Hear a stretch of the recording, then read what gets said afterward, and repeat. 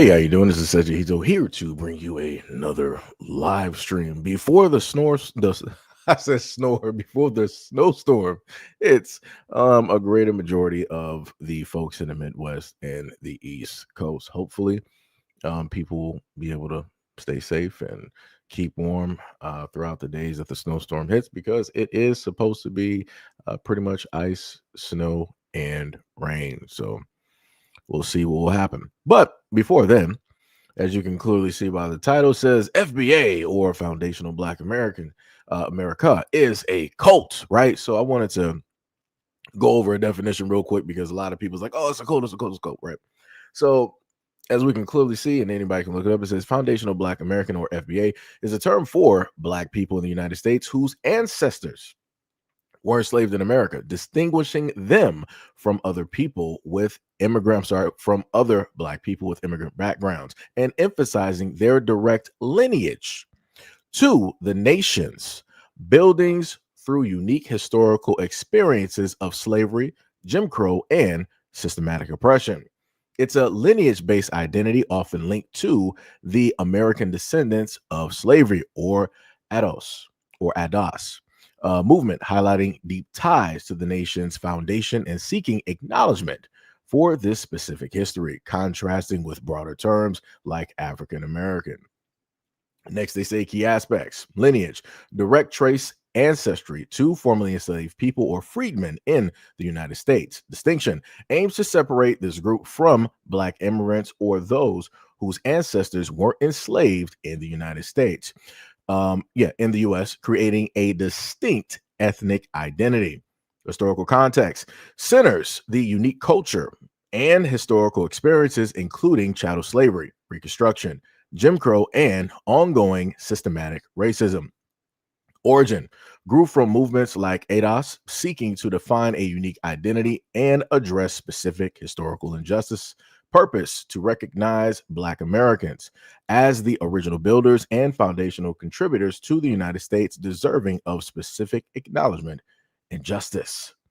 Debate: the term is debated, with some critics viewing it as divisive or reactionary, while proponents see it as essentially for identity and justice. And last but not least, it says it's not an organization.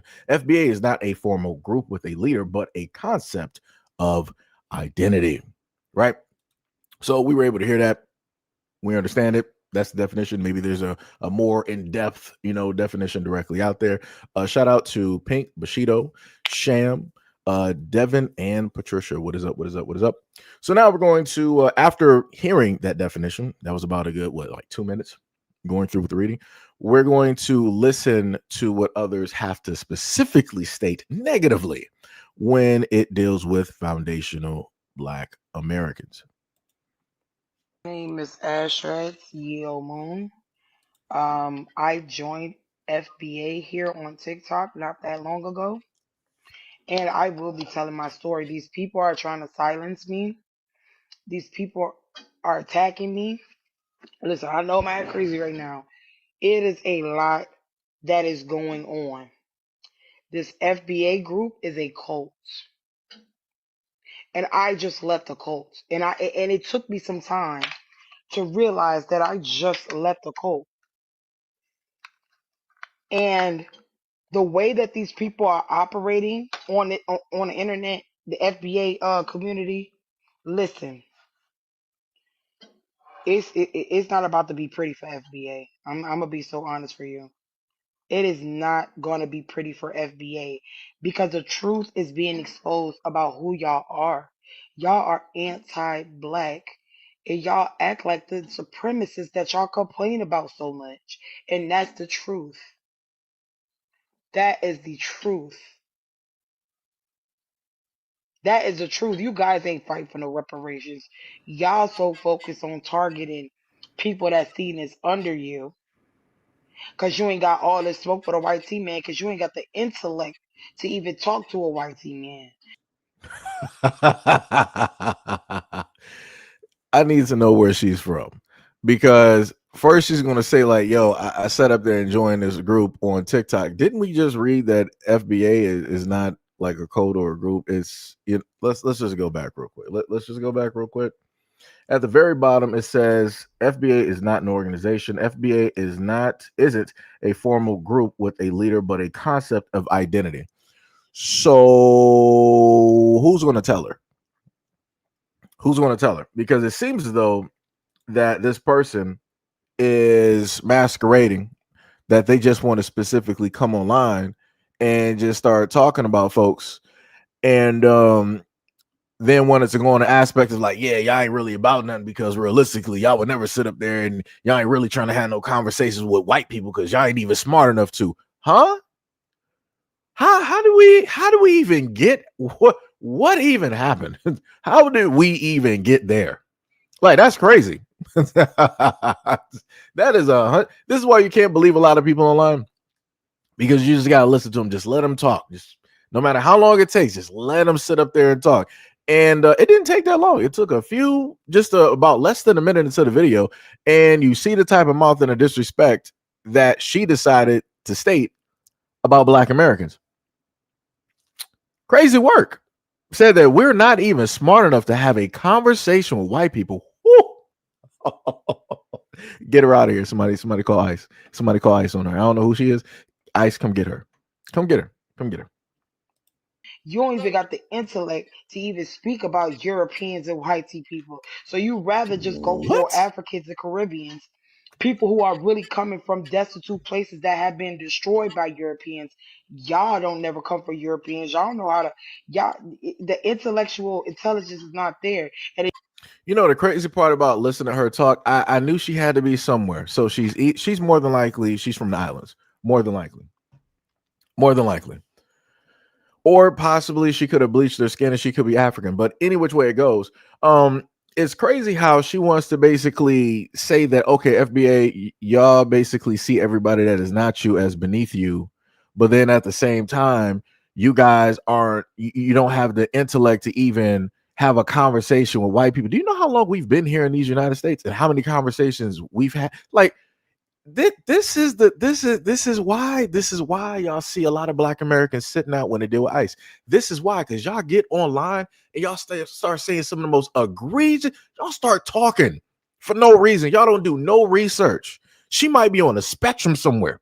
Just to be honest, she looked like she on a spectrum. She looked like she should be taking some medications, but she decided to open up and go directly on TikTok and start talking about Black Americans because she feels inadequate.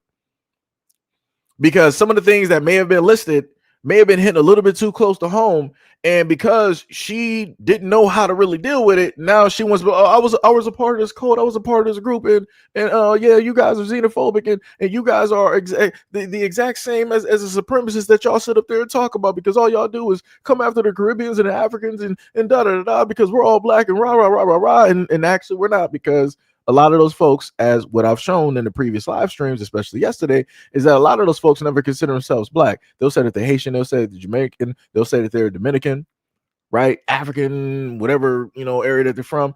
That's what they tend to do. Or in a rare extent when it deals with the apartheid in South Africa, though realistically, those are the main folks there on that whole continent, where you'll have people using terminology such as like colored, which you've heard in the United States historically, or Black, right? But again, it's quite crazy to see somebody online trying to act as though that they are mightier than thou and want to speak in such a crazy type of way about Black Americans, while at the same time playing the victim. He was like, yeah, the Europeans, they came and ravaged our lands, and and all this other type of stuff, and y'all don't got no type of time for the Europeans. Y'all don't even have time for the Europeans. What you talking about? What you talking about? And depending on where you from, you got Mexicans sitting up there taking lands directly over there. You got the Chinaman over there taking lands and everything. You got Arabs over there taking land. You got all of these other people from all over the world having hands on your landmass.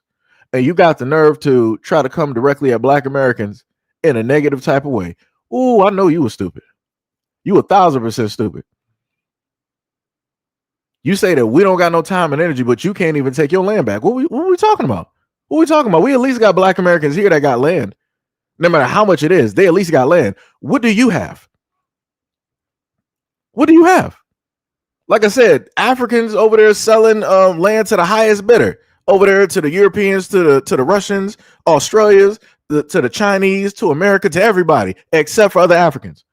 But yet, Africa's got millionaires and billionaires directly over there. But I guess they don't care about that land though. That's crazy. Woo. Let's keep going. Y'all got a lot of people on this internet who's not that, you feel me, like witty, that's representing y'all. That's why nobody want to be associated with y'all. This is why FBA is about to crumble. It's about to turn the ashes into everybody's mouth. And it's gonna wash away with the saliva. That's what's gonna happen with FBA playing with Ashrat's Yo Moon and try to paint me as a colorist using FBA, using the passion of FBA people to click them up to make groups and cliques to try to get people pages banned. This is a cult, and they're preying on Black American people who's looking for a home, who's looking for a association. They're gathering people up, and they're creating a cult. And I'm gonna expose everything when I go live. It is a lot that is going on. It's just not there, Let me and then see. y'all got people pages banned. This is a cult, and they're preying on Black American people who's looking for a home, who's looking for a association. They're gathering people up, and they're creating a cult. And I'm gonna expose everything when I go live. That's great. Like I said before, a lot of these folks out here, they can't actually, they don't have anything of interest. So, in order for them in their little lives to have a little bit of light, to get a little bit of monetary gain, they have to talk about Black Americans in some type of way, shape, or form. Because I want people to understand that when the whole of Black American society was like, yeah, we're all African American, right? I'm not talking about those out there that was like, no, we the true Israelites, no, we the Moors, and no, we're this and that. I'm not talking about. I'm talking about for the rest, the whole group. When everybody was like, yeah, we're African American. That was a terminology that a lot of people used. You didn't have all of these folks trying to come out there and really say nothing, in a sense. But now you would sit up there, you would hear some little whispers in the wind through the grapevines of Africans sitting up there having problems with us calling ourselves African Americans. And they would sit up there and tell us that we're not African, that we are not of them. We are not the same. And excuse me, for the longest time possible, Black Americans ignored it. They'd be like, oh, no, that's just, that's just one or two, Africans that's ignorant directly out there. And, we didn't did the work, and we didn't did the history and the genealogy and all this, that, and the third. I want people to understand, no matter what genealogy that you sit up there and take, or what it is that you want to use it specifically for, a lot of those Africans are not going to sit up there and see you as family. They're not going to look at you as one of them. They're not going to do that. There was even a point in time when I've showcased videos where Nigerian Americans who, let's say like the immigrant Nigerians, whatever you want to call it, first, second, whatever it was. But when the parents decide, who are immigrants, the Nigerian immigrants, come over here and have their kids, right? Now they're African American, right? And those kids, in some cases, don't know a lick of the Nigerian language. So then when the parents take the kids over to Nigeria, the kids, they go on TikTok and on social media, and they tell people like, yo, I went back home, and the people back home don't even consider me Nigerian. And they have a specific name for those Nigerians that specifically grew up and that were born and raised in the United States. They do not see them as the same as Nigerians that are directly from home. So again, if Africans do not even see other Africans, bloodline wise, who are just straight African, that were just born and raised in the United States, if they don't see them really as one of them, what makes you think that they're going to sit up there and look at Black Americans that's been here for like 400+ years as one of them? Come on now. What are we talking about? Come on. And again, going back to what was stated before, because she keeps mentioning the whole thing, cult. It's not an organization. FBA isn't a formal group with a leader, but a concept of an identity. But yet she wants to keep throwing around the word cult, as if people out here just like sacrificing and giving to some type of magical deity and all this other type of stuff. But you heard what her name was, correct? And I'm like, as soon as I heard her name, I'm like, so you must be into that whole thing of dealing with witchcraft and being a witch and all this other type of stuff. Because I'm like, yeah, okay, you're right up there with the other folks. But that's cool. Let's continue. I will be live soon. And I will be exposing everybody. And I'm saying names. And I got screenshots and I got evidence. That's what I got. I got everything. Because y'all were coming to me. Remember that. Y'all want to try to set me up on a chopping block and let me get publicly humiliated by Africans, by FBA, and by non-FBA. And I dedicated my platform. And I actually had African friends, boo. What you call it? I don't connect with Black Americans culturally. I lost friends because of this. I lost friends because of this. And you think it's jokes and you think it's giggles. It's not gonna be jokes and giggles forever, babe. You can have this page. You ain't having my other one. You ain't having my other one, and you can't have my name in my face. That's what y'all mad about. It's my face. This is why y'all want to listen. We gonna What? get into it. FBA is a cult. It is an anti-black cult. That's what FBA is. FBA is an anti-black cult, and Really? we gonna get in tune with who they really is. We'll be seeing you soon on my live. Go follow my pages. My name is Asher SEO Moon. A lot of people know me on TikTok. They know me, and this is why these people they didn't know me, but people that know them know me. Indigenous TikTok and Africans that y'all going back and forth with, that y'all want to play, all of them already knew me before I even knew FBA. They all knew me. Okay, like I said, everybody steady playing with me. All right. As somebody who does social media, let me just sit up there and say this. This is what it looks like when folks that don't really got nothing going on in real life allow the whole social media like follows and all this other type of stuff to go directly to their head. Because I promise you, in real life, again, as a content creator, I promise you, in real life, in the whole of the United States, don't nobody really know her. Ain't nobody talking about her. She is not a household name. This is why I need a lot of folks to really relax on allowing social media to really, big them up and to gas them up. Because yeah, don't nobody really know you. It's great. You got a small, just like everybody else who does social media content, you have a small following directly here. Outside of that, in the real world, nobody is calling out your name. If you go state to state in the most rural towns, small, don't nobody know who you are. If you're amongst 100,000 people in a crowd in New York, you're not going to sit up there and have the whole crowd looking at you like, oh yeah, yeah, yeah, yeah. No, no, like calm down, relax. You're making yourself seem, more important than really what you are. Like people need to really relax and calm down. Like this is it's just social media. It's just social media. Calm down, just relax. You're not going to another country and everybody just knows you. Calm down, just relax. Again, this is coming from somebody who is on social media.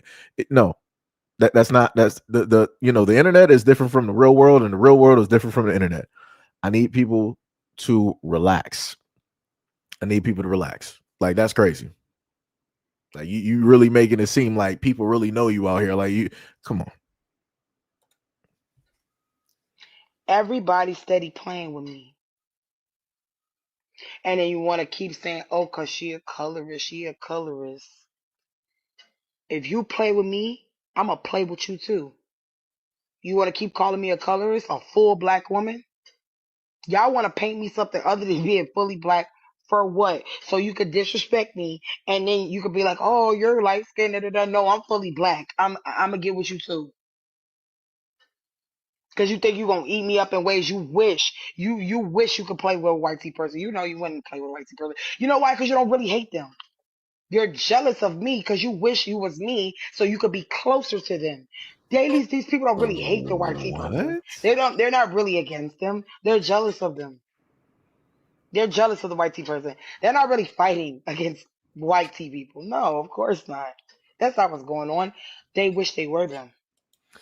So okay, let me just try to get a timeline here. So it went from FBA being a cult, and then into Black Americans not being able to have the intellect to really debate or conversate with white people, to her talking about that she is a victim or other people are victims because the Europeans have colonized and did all of this other type of stuff to their countries and da da da and whatnot, whatever.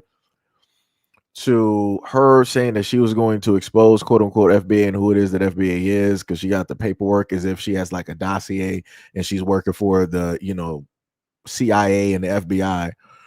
And now she's saying that other people have called her colorist. Again, I haven't really watched her content. Again, I don't know who she is. Uh, and then lastly, now she wants to make the point of trying to say that no, realistically, Black Americans don't actually have an issue with white people. It's just the fact that we're jealous and we wish that we were them. Huh? No, no, no, no. The people that wish that they were white are the ones that get their melanin taken directly out of their skin, either chemically or by way of using different soaps or creams. Those are the people that are jealous and feel as though that they want to be white or close to whiteness. This woman is lost. I'm just going to be honest. It's a lot of accusations being made directly about Black Americans. A lot of accusations. This is crazy. They wish they were them. And they would hate people like me. This is why I don't associate with Black Americans. Because they would hate Huh. a person like me because of how I look Wait a minute. naturally. Wait a minute. Because they would hate they were them. They wish they were them. And they would hate people like me. This is why I don't associate with Black Americans. So I want people to notice that there is a theme here. So again, this wasn't just me like throwing words directly in her mouth every time I kept saying Black Americans because I knew exactly who it was that she was talking about. She just wanted to keep saying FBA, FBA, FBA, FBA. She wanted to keep saying that, but she's talking about Black Americans as a whole. As a whole. Like I said, if you allow people to talk long enough, you will fully understand and see who they are. But she said that she's a fully a Black woman. But she just said that she don't be messing with Black Americans. Like, so who are you, man? Who do you associate yourself with? Who are you in alignment with? That's what I'm trying to figure out, especially if you're in the United States. Who do you specifically align yourself with, right? Because they would hate a person like me because of how I look naturally. Because I have because I could pass for being mixed or Latina. So I have a look to me that would be deemed as exotic to them or something like that. I don't Who told you that? Who told you that your look is exotic, ma'am? There's tons of light-skinned Black women directly out here. What are you talking about? What are you talking about? At most, if I look at her, to me, she looks like she's from the island somewhere. That's what I'm directly getting. On an off chance that maybe she might have been directly from Africa or something like that. But like I said before, it's either one of the two. And I'm not seeing nothing exotic. I don't know what she's talking about. I'm not. I don't know what specific people is she specifically talking about Black women or is she talking about Black Americans in general that wish that they look like her? Because yeah, no, that's not how that works. That's not how that works. Like if you have an ego, you got pride, and you're full of yourself, and you think of yourself a certain type of way.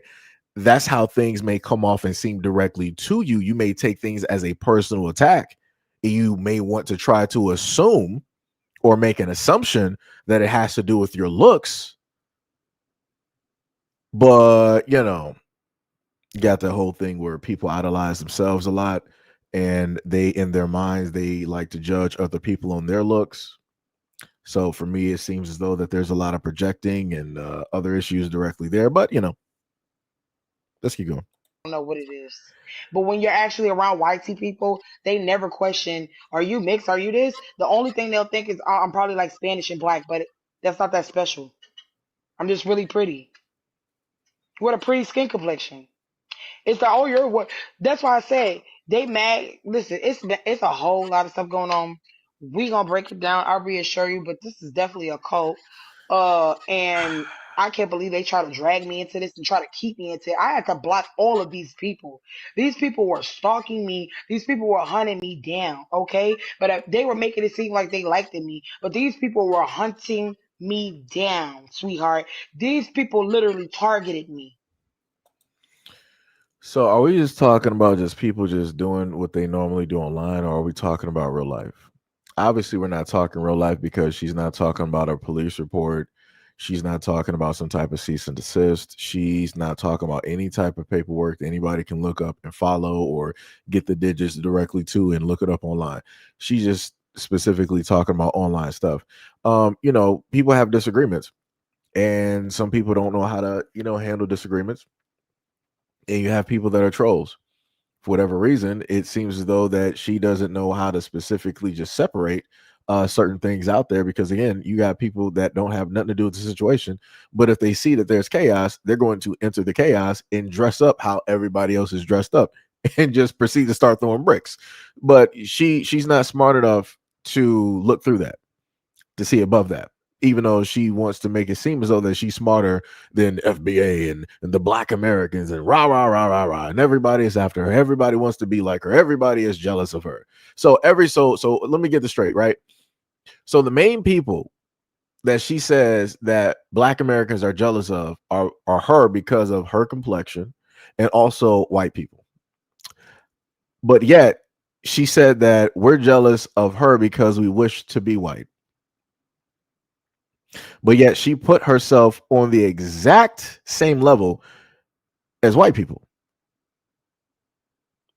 So wouldn't that mean that she basically sees herself in some type of way, shape, or form within the same bounds of whiteness? I don't know. Let's keep going. They targeted me. And you think you gonna you gonna target me and like mad people know me. People wondering what's going on with me. And you think you just gonna play me? You não tem esse nome. Esse era dureço. Hmm. Was that Baby, Spanish? tomorrow night, Hold on. Let me go back there. I hope you know me. Think. You think you gonna you gonna target me and like mad people know me. People wondering what's going on with me. And you think you just gonna play me? Eu não tenho esse nome. Esse era dureço. Hmm. I don't know. Was that Spanish? Somebody let me know. I Baby, don't know the. tomorrow night, I hope you got your popcorn. And I hope y'all got y'all everything that you need to sit for a couple hours. Because we going to go through how these people play with me. How these people play. How these people play with me. You want chaos. You want chaos. No, you don't. You don't want chaos from Ashras. I can't believe y'all played with Ashras Moon like this. Y'all have no reason why my name is Ashras Moon. And you want to play chaos? Do you see my hair? Do you see my lace? You want to play chaos games?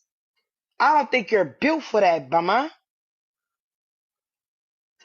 I don't think you're built for chaos, Mama. Are you sure? Is FBA sure they ready for chaos? Are you sure? Are you sure playing with me? Y'all all knew better.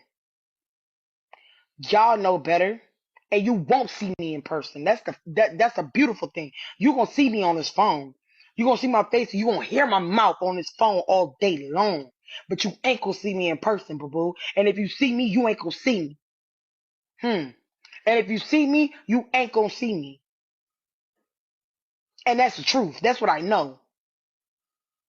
See your energy, none of y'all energy can match me. That's why y'all trying to hide shorty. But she could go and kiki and be funny and da da da da da. And then you got your goons telling me, oh, I better not do this. I better not do that.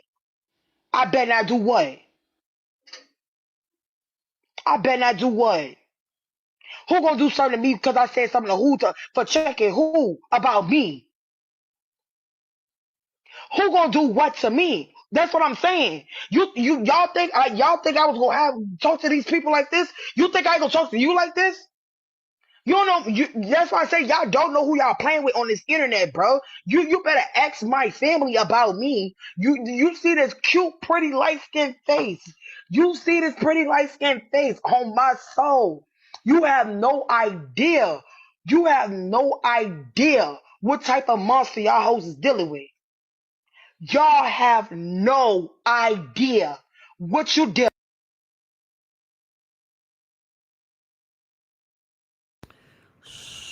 So yeah, I pretty much think I clocked out at somewhere, within whatever it is she was talking about, because it was all of this I.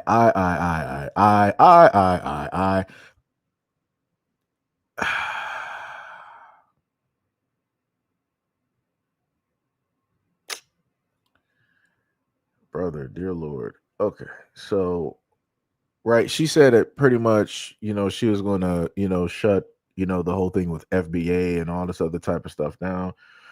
Okay, cool, no problem. So let me see if this will actually pop up real quick. Right, I think I might have too many videos up. Yeah, I do.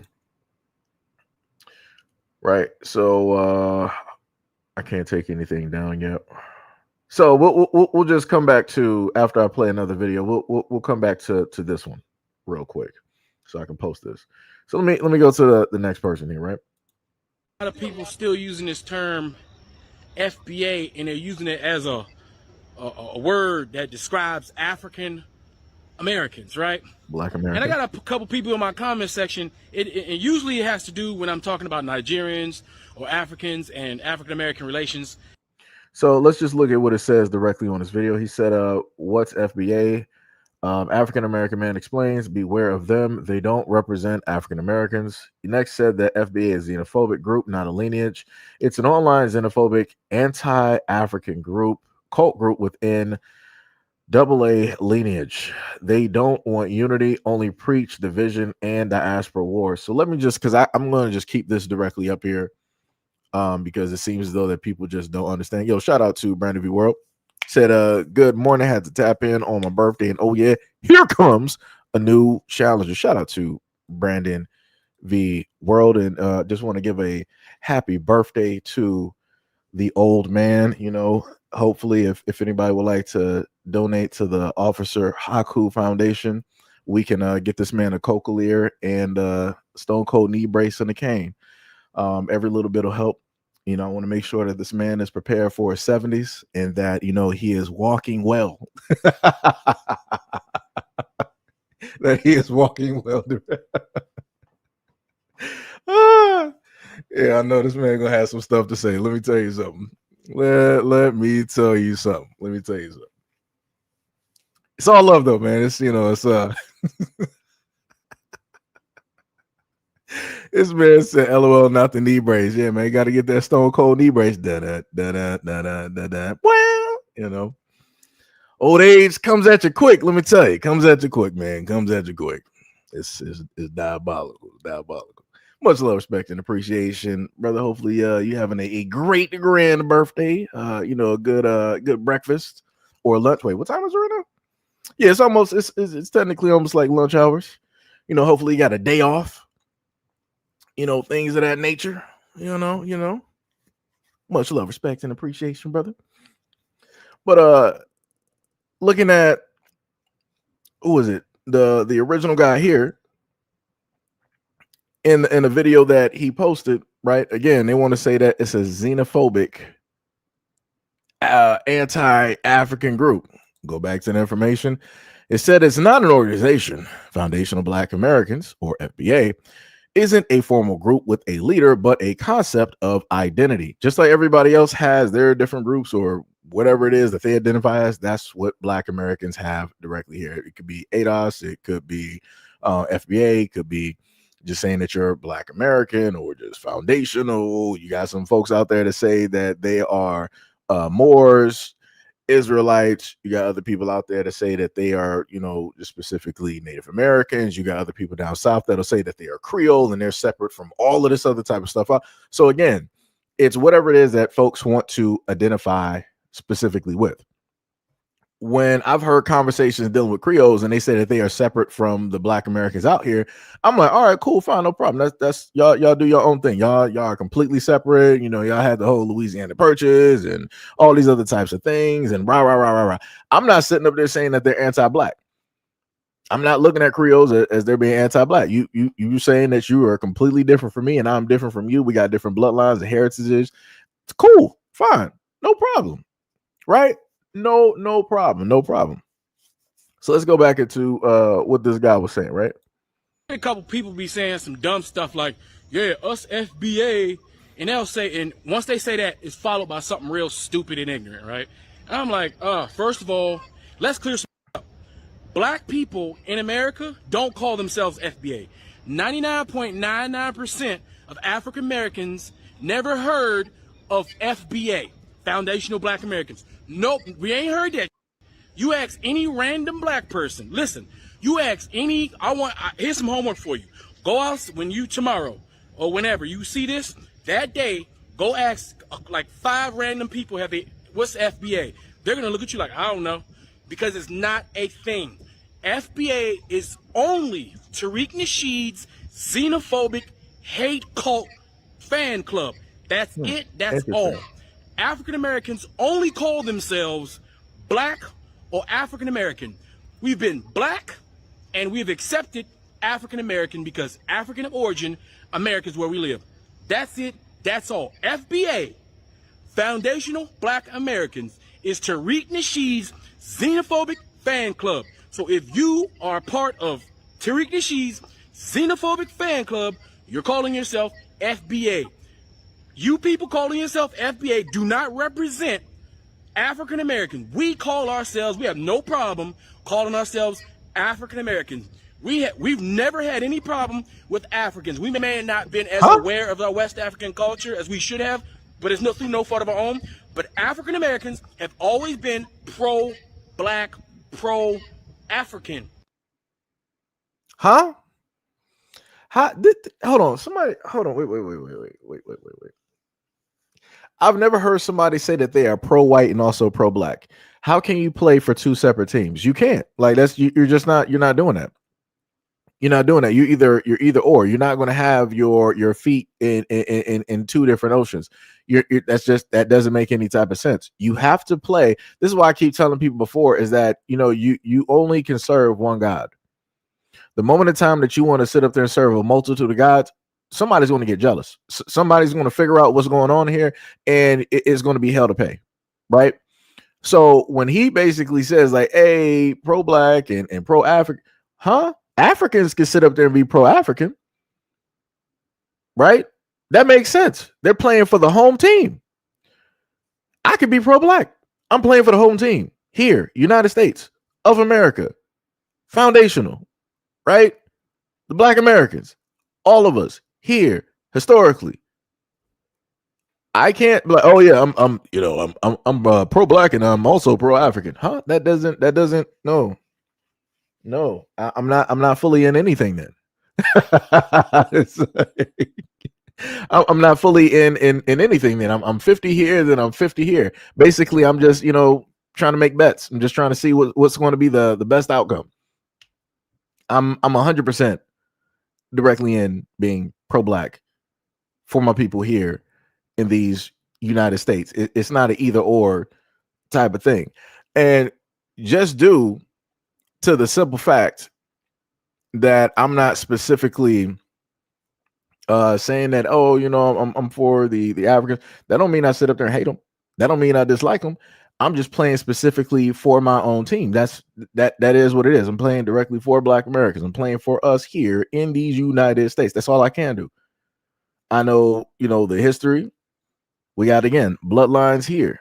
You can see what happens every single day directly on the news, either from now to the past to the future. It's the exact same thing. The faces just may have shifted and changed a little bit. along with the fact that got to pay attention to what's happening politically, where you got other folks that are not specifically Black American that want to take Black American spots in a lot of these political seats so that they can then enact and play specifically for their home teams. And we see this time and time again.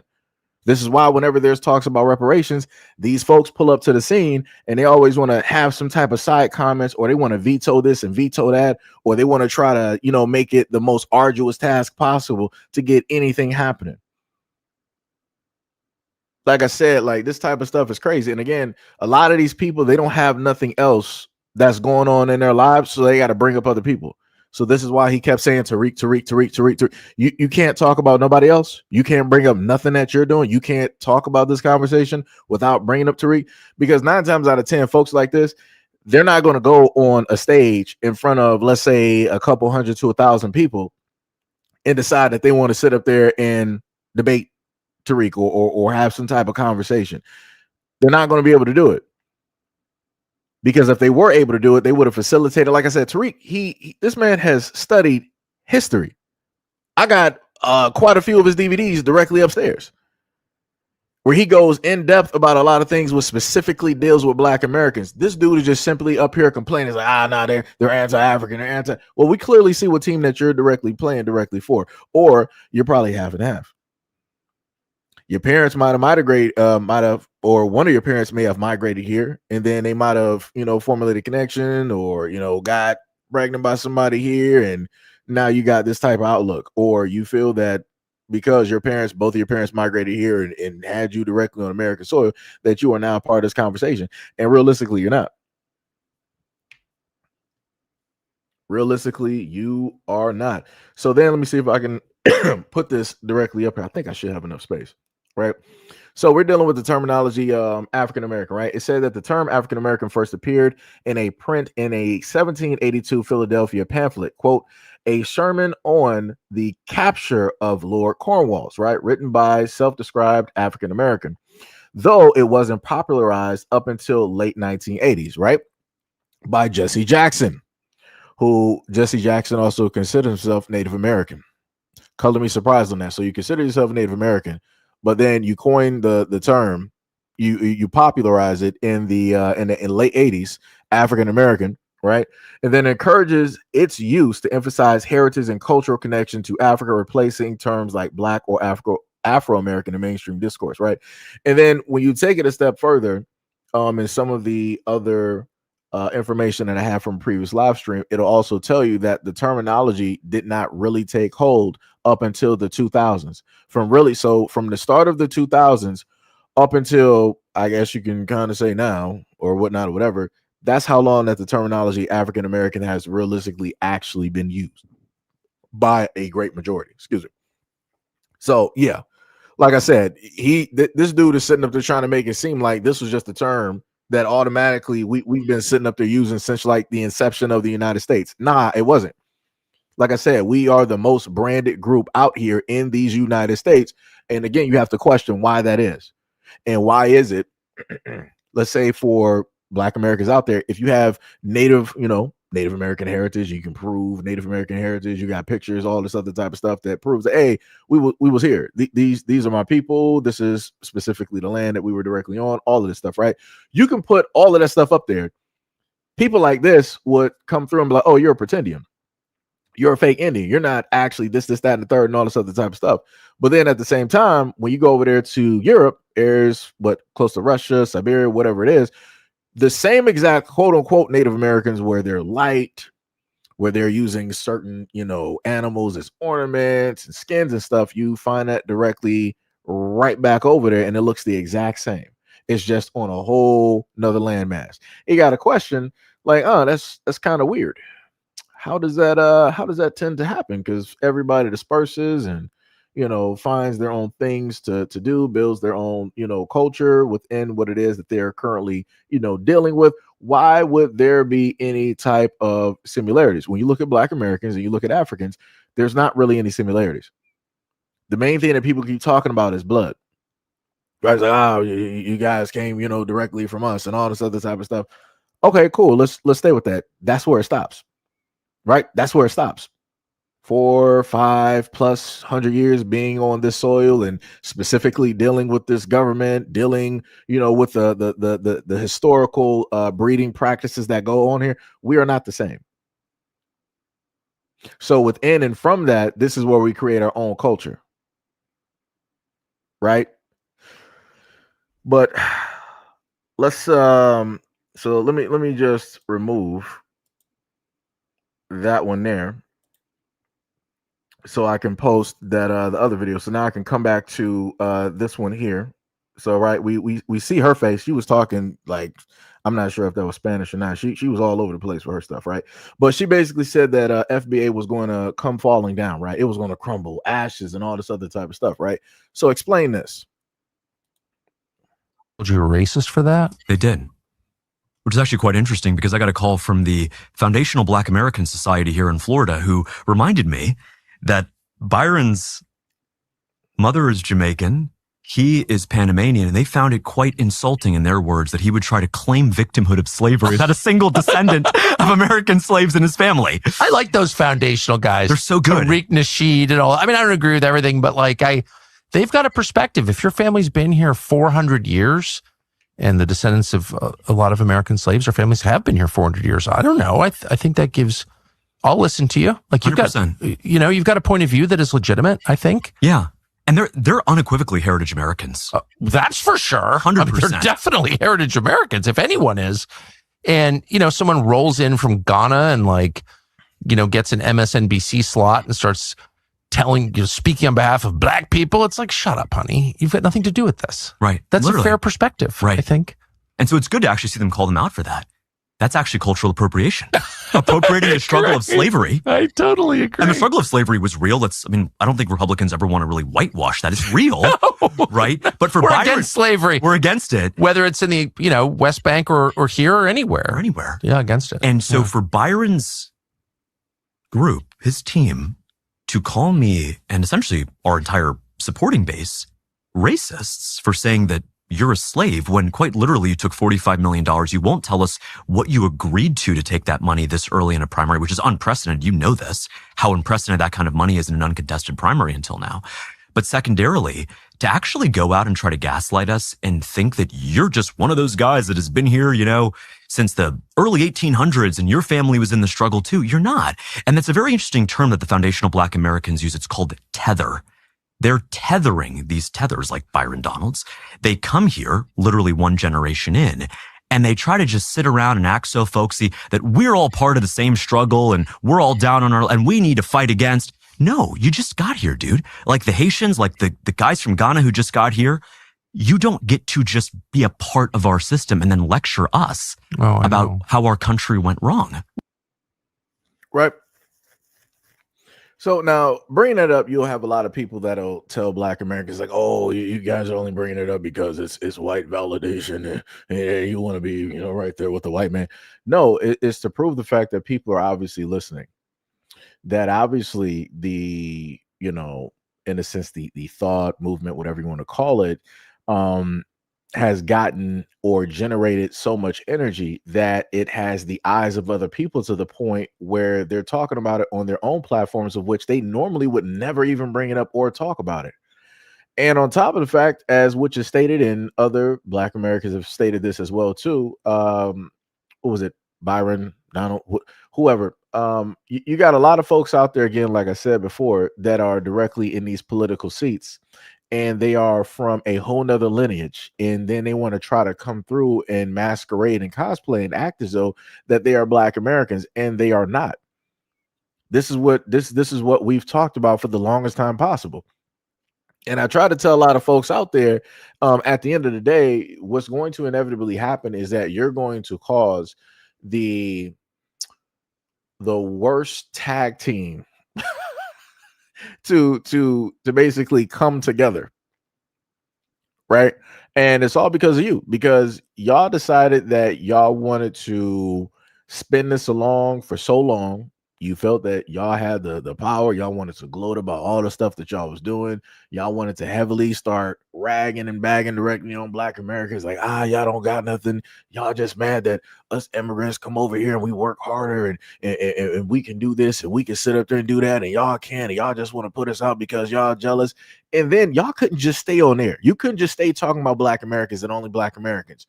You got such a high and mighty inflated ego that you're like, you know what? Let's start looking at the white people and sitting up there talking about them too. You did the wrong thing. You did the wrong thing. You did what they told you not to sit up there and do. They told you that, hey, you're allowed to talk about the Black Americans. You're allowed to, step directly in and be in the middle of the situation and do all the things that you want to sit up there and do. What you don't do is decide to look up above that ceiling. You don't decide to look up above that ceiling and open up that small door and see what's up there and then talk about what's beyond that small door. You don't do that. So now this is where we are at this moment in time. This is when a lot of these folks want to come directly through and they want to sit up there and say that, like, oh, everybody is against us. No, you were originally against yourself. Because if you were for you as an immigrant, if you were for yourself, you would have been back home building up what it is that you have at home. You wouldn't have had to leave and basically, quote unquote, show your greatness in another country of which that is not yours. That's facts. So for any of those folks out there that always want to sit up there and try to tell Black Americans how great they are, why were you never this great back home? Why couldn't your parents have had you back home where you came from and then your greatness would have shined amongst your people and above your people? Because it was impossible for you to do. That's why. So they made it easier by bringing you directly here. And because of the many battles, the blood, sweat, and tears, the many sacrifices of Black Americans, it enabled you, allowed you to do the things that you were able to do that you could never sit up there and do back home. And that is the God's honest truth. Because without us, there would be no you here in these United States. And that's one of the main things that I noticed that a lot of these folks cannot come to terms with. They don't know how to face that because they don't have any, we can actually prove that well, if you look, you can't, there's no goalpost. You can't move the conversation. You can't throw a flag on a play. There's nothing you can do because historically speaking, if there were never any Black Americans here, there would be none of these other immigrants here either. And that's just a fact. But let's keep going. I have a few minutes before my hot yoga class, so let's get into this. So prior to this, just above this comment, this Colton's 21's response was to Worth Repeating's comments, and her comment reads, think about it. If African Americans, Caribbeans, and Africans embraced each other instead of division, what a great force that would be. And you're absolutely correct, Worth Repeating. That would be quite a force. And in the past, we have always acted and moved in one accord, pretty much, until recently with the FBA movement. So that's when Carlton 21, he writes this. And it reads, the problem, there's so much things an African, the problem, there's no, the problem, I can't read today. That's the problem. There's no such thing as an African American. The proper term is instead foundational Black American. The FBA community has its own culture, its own history, its own heritage, and lineage that is deeply embedded in the soil of America. We FBAs have absolutely nothing to do, D-U-E, with Africa and its citizens. Oh, Cult 21. Oh.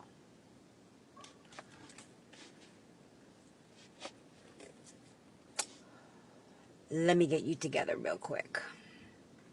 First of all, sir, the FBA movement is not an ethnicity group. Someone further down in the comments said something about ethnogenesis. Nah. You know you FBAs are? You're Jejuns. Look it up. Google that. That's what you are. Because I want you to give me a list of foundational Black Americans who are educated, who are millionaires, who are billionaires, who own something. I want you to give me a list of foundational Black Americans. Because the Black Americans with money, the powers that be. So because again, you can tell that this woman here is not Black American. She's obviously somewhere from the islands. I'm looking directly at her, and this is basically what she called Black Americans, right? She said Jejum, and it said self-absorbed and lifeless, right? Devoid of significance or interest, dull. So again, a lot of these folks who come directly here and they live here and all this other, again, they like to use a lot of these words in order to describe Black Americans when it is that we specifically are separating ourselves, making a finite detail on specifically who is who. This is how they want to pull up to the scene. This is how they want to talk about Black Americans, and then they want to try to switch things around. It was like, oh, but if you guys are actually FBA, then just show me all of the the powerful and the rich FBAs directly out here and all this. So they'll list something, and then they want to put stipulations directly on there, and they want you to basically prove what it is that you are. Champion, I've been here. I don't have to prove anything. You're the one that has to disprove what it is that we're saying.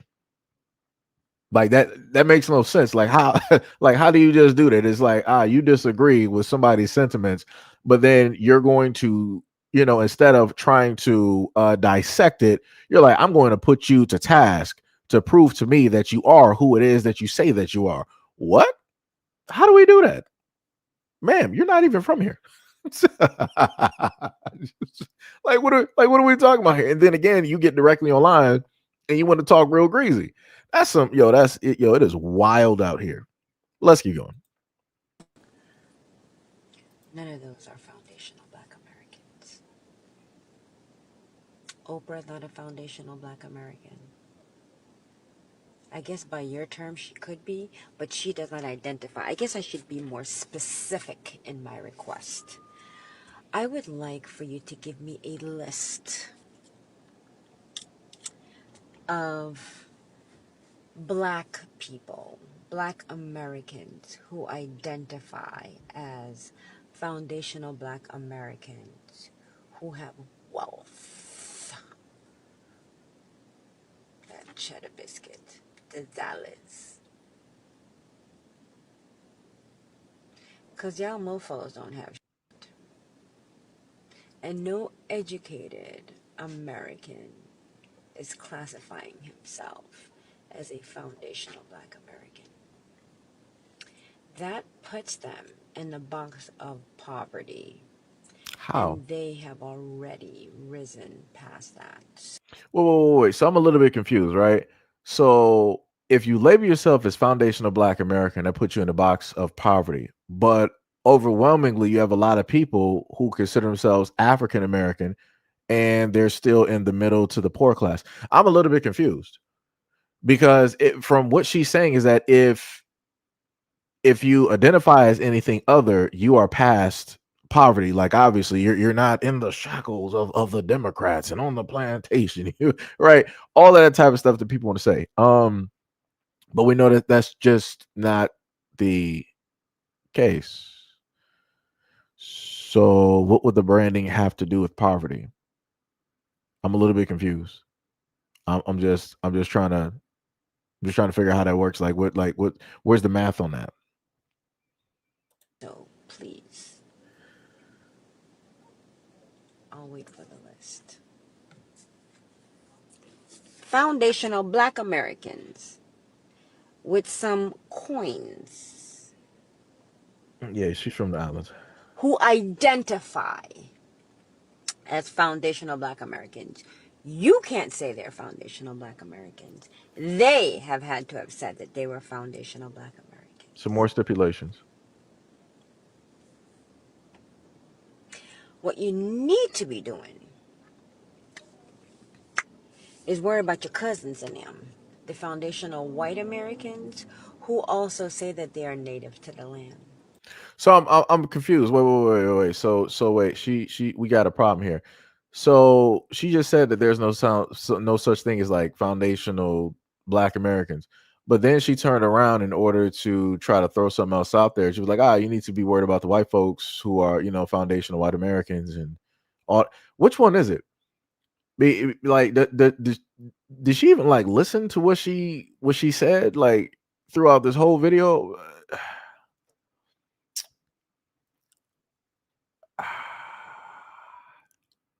This is why as a Black American, this is why we have the issues that we have, because you got a lot of people sticking their nose in business that has nothing to do with them. You got people, a lot of folks need to be worried about them islands down there and how it is that the United States government and many other governments and all these other folks are basically robbing those places of resources. But yet this person here want to sit up and blow, you Black Americans, you need to be worried about this, that, and the third. How about you worry about not running? How about that one? How about you worry about actually building up home? How about that one? How about you actually worry about saving up money and getting some type of political power so that you can save your country? How about that one? But you're not going to do that though.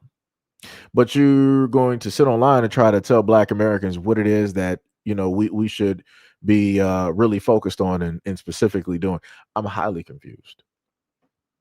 1,000%. I'm highly confused because she would never talk to her own people like this.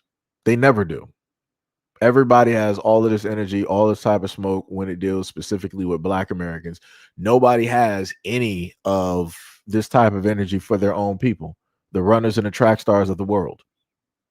That's some crazy work. That's wild. Okay. So, now that I've given you a couple of things for you to focus on, I'll be awaiting your response. Toodles. And she's going to be waiting like the second coming of Christ. Good job. You're going to be waiting here up until the end of time. It's probably going to take you a few generations to get what it is that you're looking for. Because again, we don't owe you nothing. Who are you again? You're another mouth just sitting up there talking about Black business, which makes no sense. Like I said before, this is the most baffling thing. Like everybody talks about that they're so educated and they're doing this and they're doing that. All right, cool, fine, right? But yet at the same time, you're worried about Black business. That has nothing to do with you. You're trying to put us to task for what it is that you should specifically look up for yourself.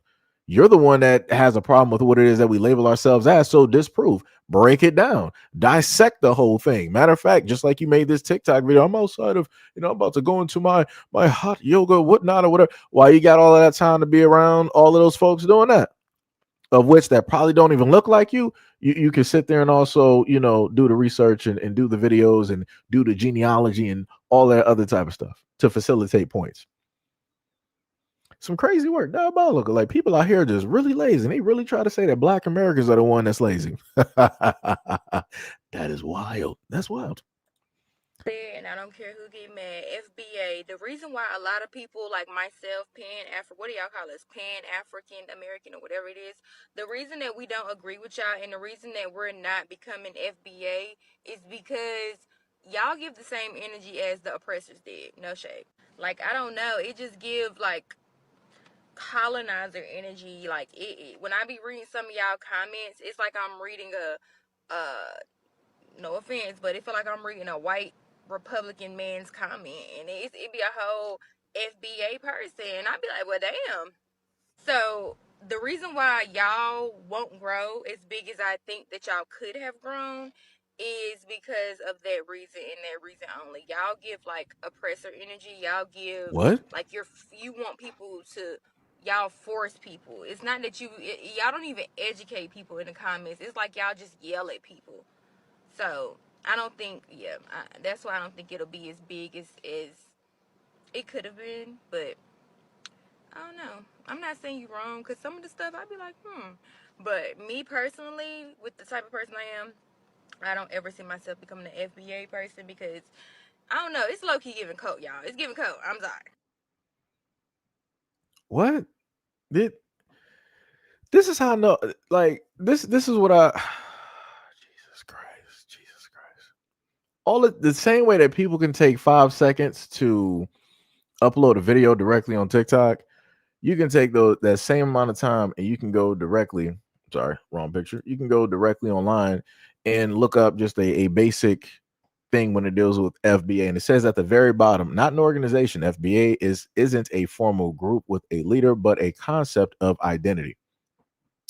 And I saw somebody they had to make a reply to somebody when it dealt with the whole thing of copyright. Let me see if I can yeah, Azur said yes, it's true that Tariq Nasheed copyrighted FBA. That's just smart. Yeah, it is. Because I put it to people like this: if you got a problem with Tariq Nasheed copywriting it, go and look up the whole thing that's going on with tenderism and see how that's looking. Just remember the people that came through with the term tenderism, and then go and look at how somebody who is not even Black American, matter of fact, not even American at all, was going to run and try to copyright that real quick when they're not even ones that made it or made it popular, but they wanted to hurry up and try to go copyright it real quick so that they can try to get money directly off of it. Yeah, nah. Like I said, I have no issues or problems with it, with him having the direct copyright. Have no problem with it. Because like I said, we've had tons of quotes or sayings and all this other type of stuff co-opted and stolen directly from Black folks. And everybody else want to act as though that they've been saying it and been doing it. Like I said, you can just look at hairstyles. Just something so simple as hairstyles that we have popularized or made the thing. Other people just pulled up to the scene and act like they just been doing it.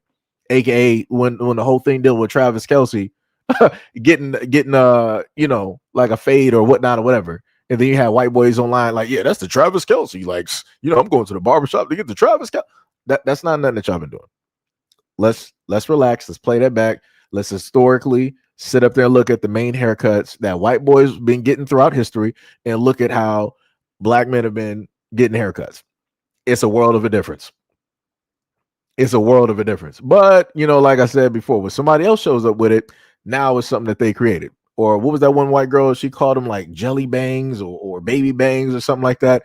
And that was something that Black women been sitting up there doing historically. Like anything dealing with baby hairs, that was specifically Black women. Everybody else caught up to that later. But like I said, you can't tell nobody nothing. You can't tell nobody nothing.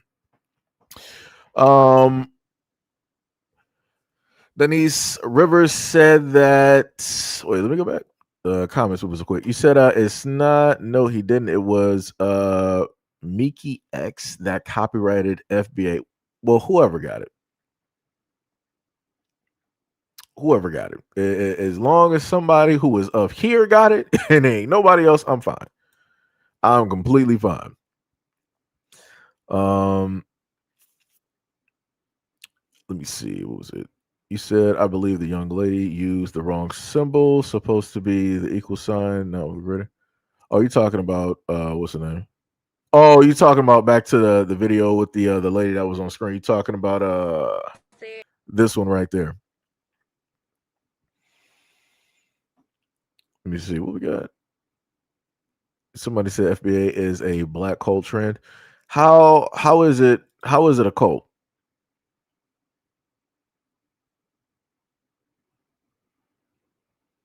How is it a cult?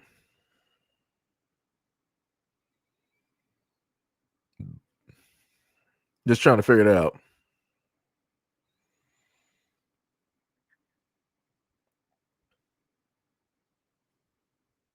Oh, that's what they called it. Pink. They called it sticky bangs. And and she really thought that she was doing something. I'm like, no, that's not it. I'm like, it's just it's this no.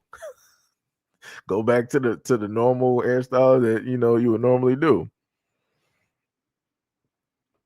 Like the craziest part, and I'm waiting for this Lisa Golden person to reply back real quick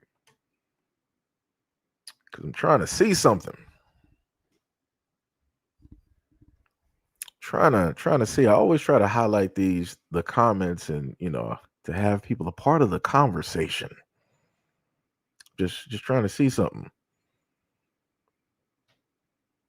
Because it's like it's real. It's funny how people can write these comments real quick, but then when you highlight them and you specifically call them out to get a response, it's like nothing ever happens. It's like magically people just disappear, and they're like, oh well, in real life, I have a job, and I gotta do this, and I got kids. I had to, answer the door, and I'm like, so none of that happened when you was writing this comment and listening through a nice portion of this live stream. Like none of it, everything just Armageddon just happened when people are waiting for a response. Like this is crazy. Like it's easy to throw words out there and to say something, but the hardest thing to do is to actually give a response when somebody is specifically looking for something. And again, I'm looking and I'm looking through the comments, waiting. I'm seeing everybody else talking except for Lisa Golden. Like, where is Lisa Golden? Where are you? Let me see if I can potentially find Lisa Golden, because again, that's a little bit crazy to me. Like we're clearly here having a conversation, right? Um, but again, I'm not specifically, seeing quote unquote Lisa Golden. It's as well. Let me actually flip back real quick. Yep, still nothing. Let me.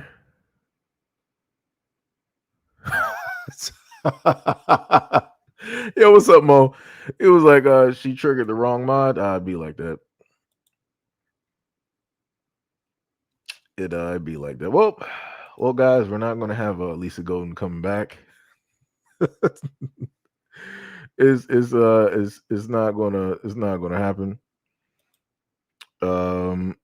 Why do I not see?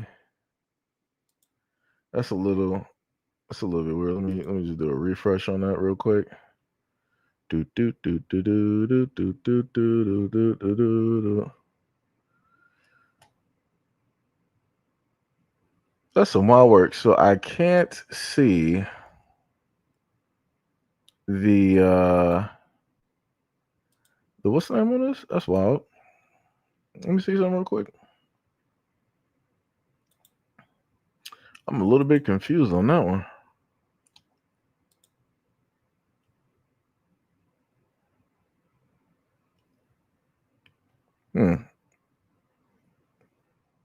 Craziest part is, let me try to see something real quick. Let me go through, because I'm actually trying to see the chat on my other side, but for whatever reason,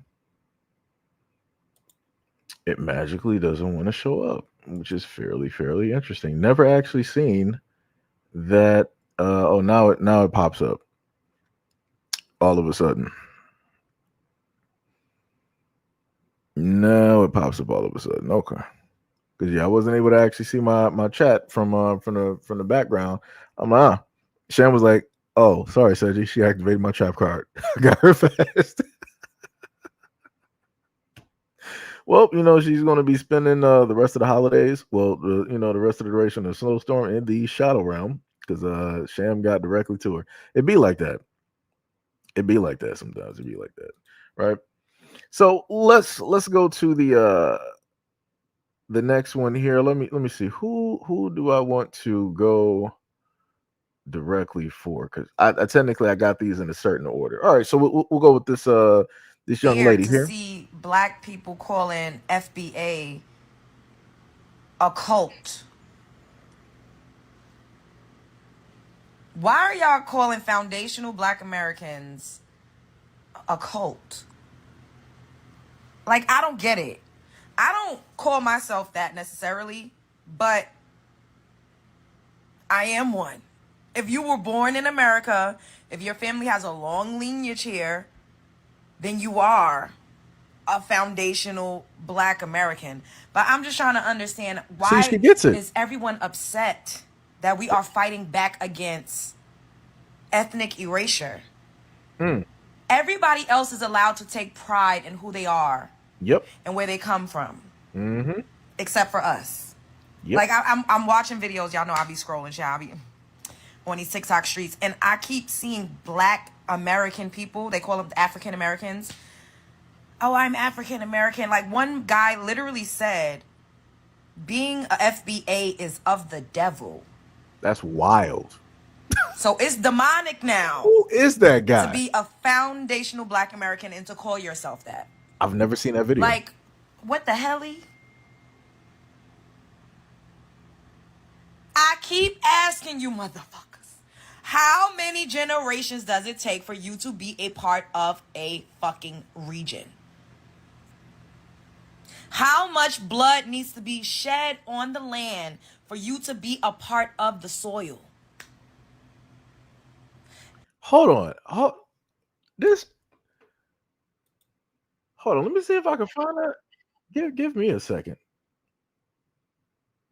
She said that somebody said the FBA is of the devil. Let me see.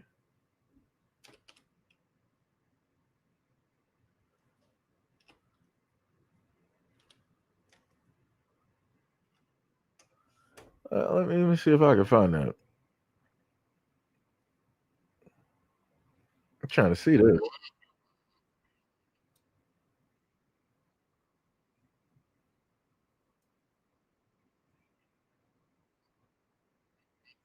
I seen that dude's video.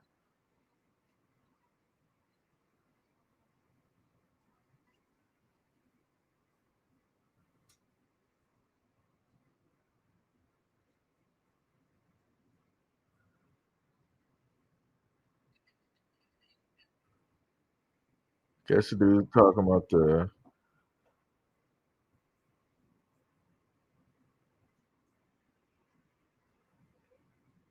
Oh god, I'm not gonna look at that dude. Let me see. Right, she's saying FBA is supremacy.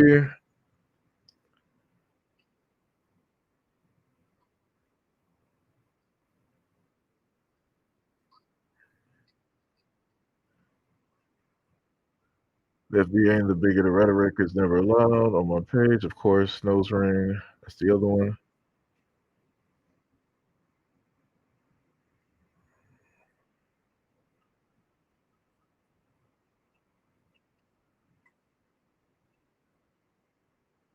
What are we talking about? Dear anti-immigrant FBA.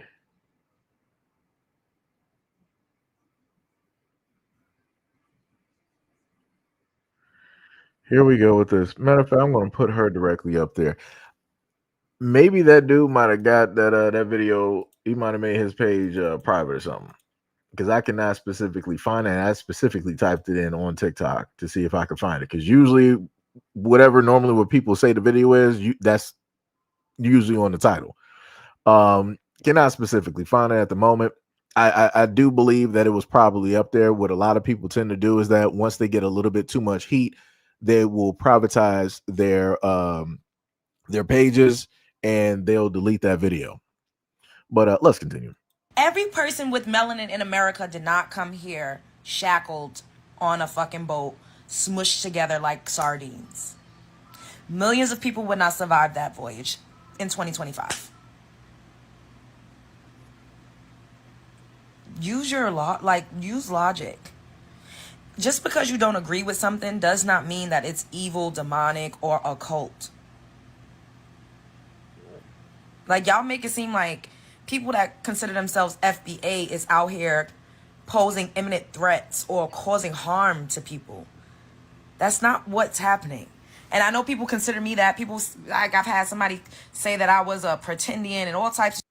Y'all ain't never hear me come up here and say I'm FBA, although technically I guess you could say that that's how I identify. Y'all have never heard me get up here and say I was Indian. I just say my family been here. You all are continuously labeling people for taking up for themselves.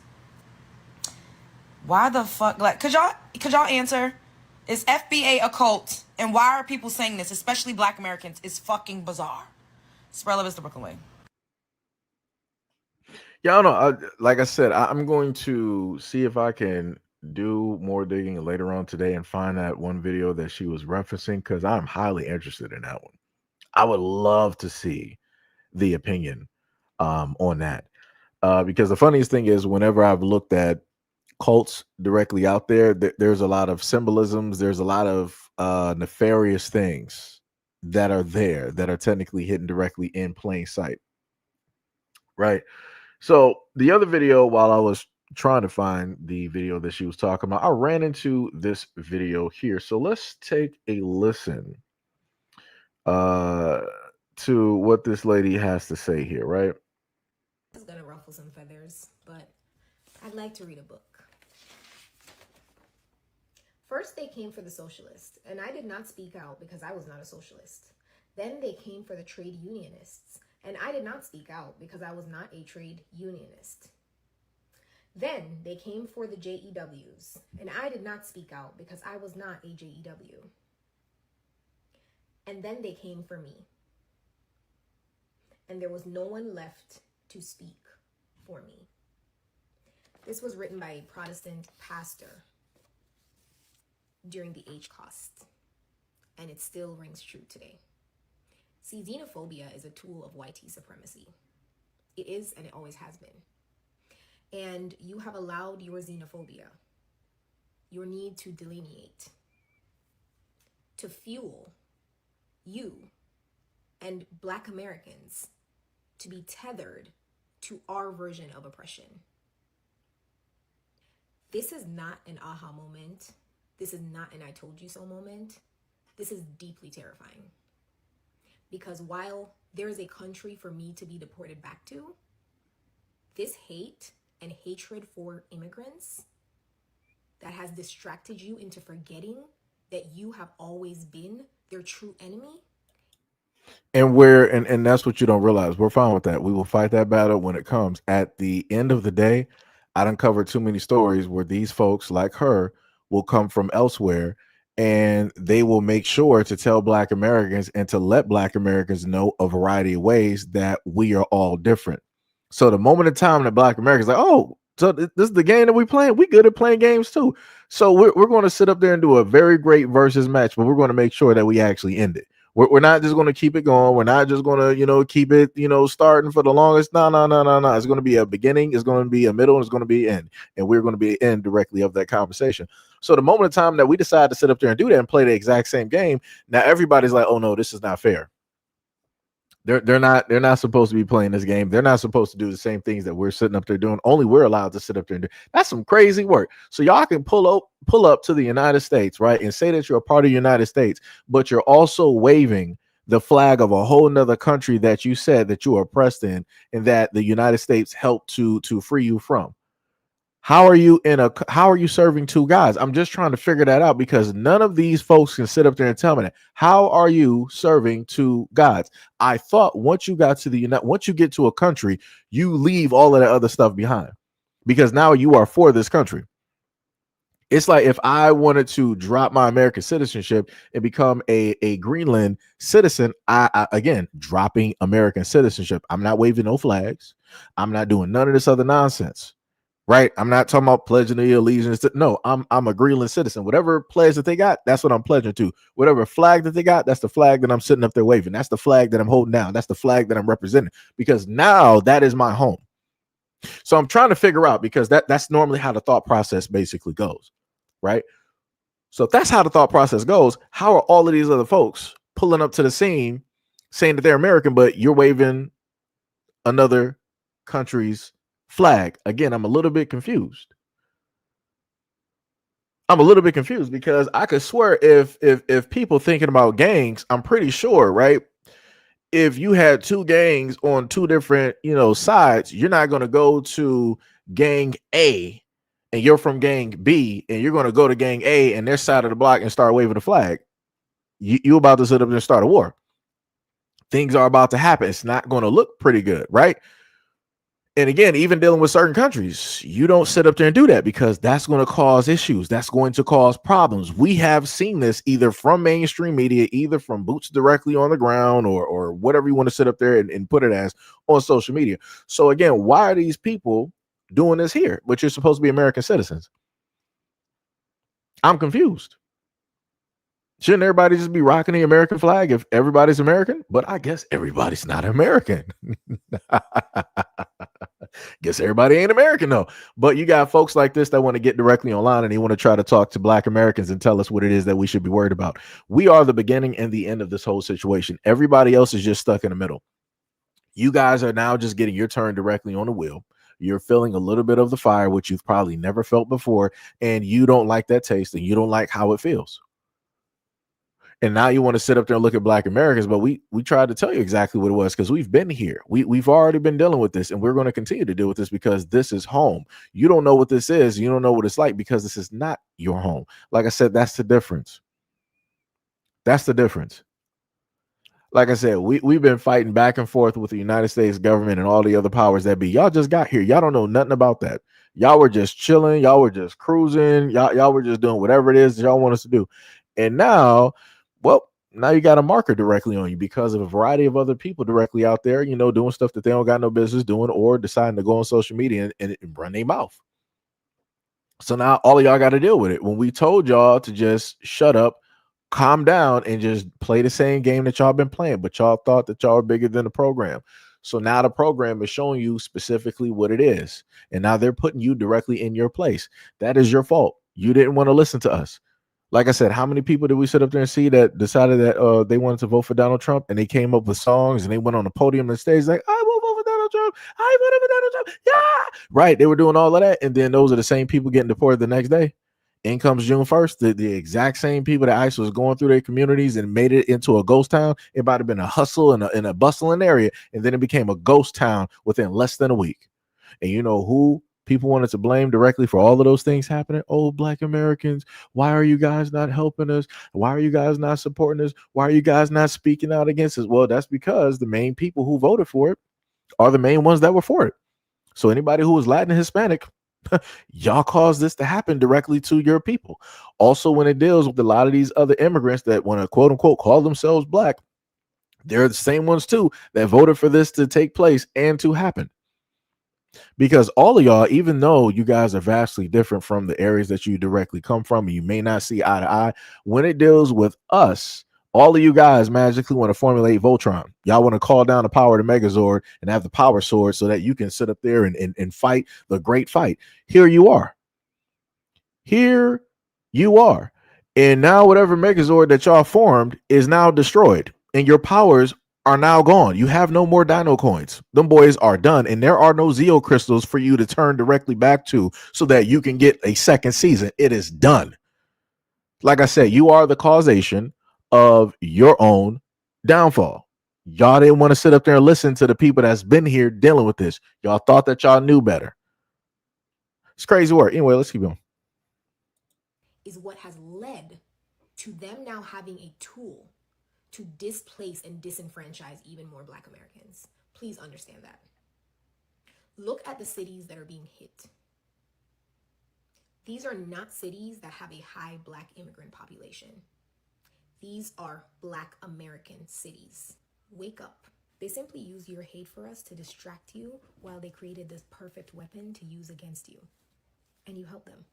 Please understand that. No, brother, you got this. Like I said before, this wouldn't even be an issue. This wouldn't even be a thing if you weren't here. How about that one? How about that one? How long has ICE? Let me see. When did when was the first inception? Let me see if I can.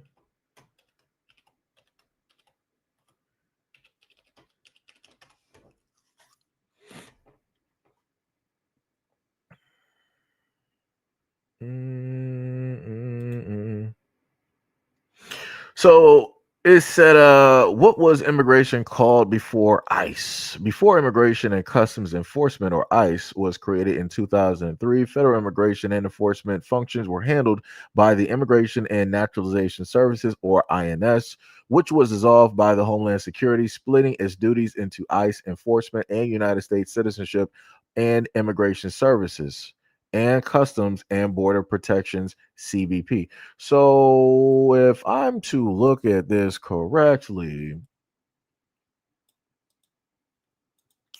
right? And just put this directly up there, right? So that would mean that ICE was in a sense around back during 2003. Huh. Let's do a look see.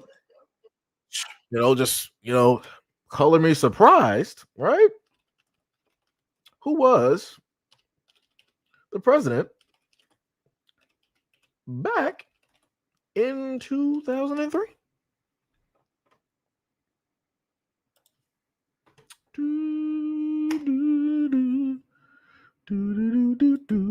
So it says in 2003, George W. Bush was the president of the United States in 2003, serving his first term from 2001 to 2009, leading the country through the years of the War on Terror. Well, well, well, color me surprised. So let me just put that directly up there, right? So we got the information dealing with the whole thing of ICE back in 2003, right? And then we got this information here. So, so the War on Terror, what was specifically? Oh, that's right. It was 9/11. And they were specifically going after anybody who was like, Muslim, Middle Eastern descent, things of that nature. But yet, if I'm to go back and to listen to this person here, she specifically said that they produced ICE in order to specifically go after Black Americans. I'm a little bit confused. Is she trying to rewrite history? Is she thinking that people are not going to go up and look up certain types of information? I'm a little bit confused. When was she born? Where is she from? Who are her people? Because they need to come get her. This is why some people don't need to be online. Because you can easily look up a lot of stuff that people just so happen to state. Again, all of this whole thing dealing with ICE and whatnot, this had to do with 9/11. This had nothing to do with any other groups of immigrants directly out there. It specifically dealt with one group. If you came from the Middle East, which ain't really a Middle East, but you know what it is that I'm saying. If you're a Muslim, right? Practice Islam and all that good stuff. Because they was going pretty hard out there back in for about a good 10 to 15 years. It was tough. If you even had an accent or a look, and it looked like even from the middle, yeah, it was tough for you. You might as well have went to like a different city. It was not going to be looking too great for you. But now you got this face up here, and she wants to basically state that, oh, Black Americans, the reason that you really should be worried about this, look at all of these cities, look at these areas where ICE specifically is. Oh, yeah, they're really after you. They're not even after us realistically, but your hatred for us is leading you to believe that they're not specifically coming after you. Wake up. Okay. But yet I just gave everybody information on when was ICE created, what was the specific purpose, and who was the president during the time. Everything lined up. Well, there's that. There's that. There is that. Like I said, this is why you shouldn't be allowing people to talk online. But like I said, when you got people up here that got a certain look, people will just run through and just believe them just because of the way that they look. Wild work. But people will figure it out though. People are going to figure it out. So now we're going to go to some people's favorite person, directly out here, and we're going to see what this older gentleman has to state about the situations and I guess what's at stake and his specific feelings, about these things. So let's take a listen. So it's like, if y'all want to play the game of trying to be vehemently anti-immigrant like the white folks, all you're doing is hurting yourself. Absolutely. And trust me, and they're going to be real mad. I just said that. So they're going to come all the videos, but they can all kiss my Go ahead. Right. So he said that. Let me repeat that one more time. Doing is hurting yourself. It's like if y'all want to play the game of trying to be vehemently anti-immigrant like the white folks, all you're doing is hurting yourself. Right. So we heard that, right? So let me see if I can find this clip because that actually matches directly up with the clip that I have here. Let me see. Did I actually put what's the names to the clip? I did not. But wait, it's right back. Wait, let me check. Hold on. Excuse me. Actually, I did. There we go. Let me pull a video down real quick. Let me take down the other crazy woman and let me replace her with this footage here. Right. So he said that we're going to try to play this game and the only people that we're going to hurt realistically is ourselves. Right. So we're going to hear somebody else from another time period talk about immigration and how it was having an effect. Right. This question of the illegals is, I find very interesting. Would you say that it's at this particular moment as important as any of the other problems facing the union? Oh, yes. In the last 3 weeks, the last 2 weeks, it has become an emergency for us. Well, there's an awful lot of illegals coming in by the hundred, by the thousands. Our people are not only in some of the crews where there's now strike breaking. Some of those crews are 100% illegals, outright, openly, with no attempt to disguise it. And so it's so bad now that we estimate 60 to 70% of the farm workers in California, the resident worker, the citizen, is out of a job because of the wetbacks. They're coming in by the thousands, just unbelievable. See, they're coming in with the consent of the Immigration Service, which is part of the Department of Justice. How else could they come? We, for instance, know that if you go to Coachella, you go to around the El Paso area, the secondary immigration checkpoints have been unmanned now for at least 3-4 weeks. They're closed. They're at night. They're dark. There aren't any patrolmen there. It's a gimmick. We think that it's a prelude at the beginning to a big drive on the part of the administration and the Mexican government to bring the Bracero program again. It's a vicious attack on the local worker, and it's just one of those things that agribusiness thinks they can get away with it. And our job is to inform the whole country what's happening, together with a boycott, and solve it that way. And so the workers themselves, even though a lot of them are Mexican descendancy themselves, are very uptight and very, very worried and very mad about the illegals coming to break their strikes, and it takes away their jobs, their livelihood, and so forth.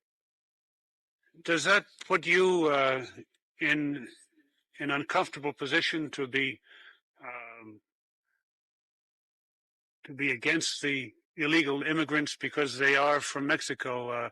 In other words, part of your program has been an appeal to equal treatment of people of Mexican origin. Right? Oh yeah, sure, but we're speaking of the legal ones. You know, we don't want Mexico to export its poverty to us, and then we pay. It's not the agriculture, it's not society in general. It's a farm worker again paying for those sins. You know, and Mexico should take the initiative and stop exporting the poverty to us. They should do something about the rural economy over there, and then see it's a way of breaking the strike. It's a way of demoralizing the farm workers. And for instance, the workers are going to ask for stamps, for food stamps. They're lining up the offices for welfare, and they're being told, we can't give you a job because there are plenty of jobs. And the workers say, well, there aren't any jobs. We just came from the fields. They won't hire us, or they just laid us off because either because we're strikers, or because we're members of the union, or because the braceros, the illegals will do the job for half the money we're getting. So remember what you heard Roland Martin state. He was like, "Hey, if you basically siding with the white folks out there, the only thing that you do is you're hurting yourself." But you heard this man here specifically speak on how illegals were causing issues for those who were here and able to work, and they were doing the things necessary, and how the ones that were legal and that were here working, doing a simple job, they were getting undercut. Or maybe a strike was happening because people felt that they should have been getting more money or other things of the sort. So normally what happens with strikes is that people will decide to get what do you call them, like scabs or whatnot or whatever, but they will request or hire other people that will do the work for less so that business can keep going. So it is a problem. And again, this video is older than me. I wasn't even thought of when this video was filmed.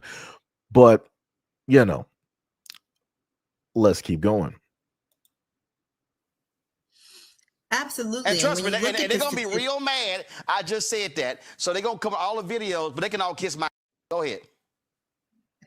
but certainly when you think about also the children, people like myself who are born of Black folks born outside, now all of a sudden you get to 1 in every 5 Black people being either a foreign born Black person or child of a foreign born Black person. That does not include my son. Shout out to him, he turned 30 yesterday. And so now you have a third generation of folks, right? No. And Hold loses on. 20. I want to stay right there. Because that's critically important. So what you're saying, and again, this is the thing that these people. This is when you're stuck on stupid, and you don't pay attention. So I'm just going to use. So you take Eric Holder, who was the Attorney General, Barbados. You take Colin Powell. You take Shirley Chisholm. I can go Stokely Carmichael. I can go Harry Belafonte. I can name a whole host of folk today that when you start, Wes Moore, governor of Maryland. So, and they love yelling tethers. So the number you just gave, so what you're saying is that 20% of African Americans are children of Black immigrants. You said 1 in 5. What I'm saying is 20%. 1 in 5 are either foreign born, so they're either Shirley Chisholm and Kwame Ture, right, born outside this country, or they're children of people born outside this country, such as myself, such as Wes Moore, some of the other.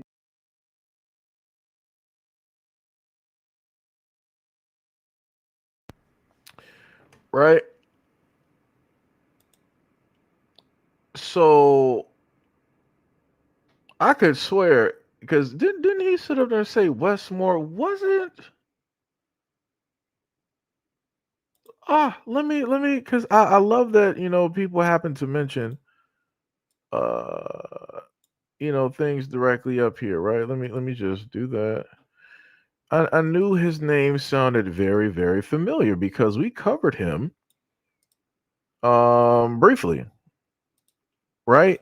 So again, go back to Roland Martin, right? He wanted to list all of these people, right?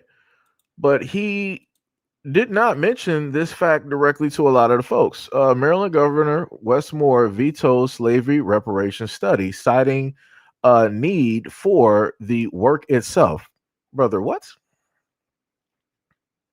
So it says that Maryland Governor Wes Moore announced Friday, this is back in May 16th of 2025, that he will veto a measure to create a commission to study potential slavery reparations in the state, saying that while it was a difficult decision, the issue already has been studied and now it is time to focus on the work itself. Moore, a Democrat who is the state's first Black governor and the only Black governor currently serving, wrote in his veto letter that he applauded the legislature working on the bill. Quote, but in light of many important studies that have taken place on this issue over nearly 3 decades, now is the time to focus on the work itself, narrowing the racial wealth gap, expanding home ownership, uplifting entrepreneurs of color, and closing the foundational disparities that led to inequality from food insecurity to education. The governor also noted that the veto letter that Black politicians have risen to the highest levels of government in the state in recent years. For example, United States Senator Angela Alsobrook is the state's first Black United States Senator, and Maryland also has a Black Attorney General, a Black State House Speaker, and a Black Treasurer. Huh.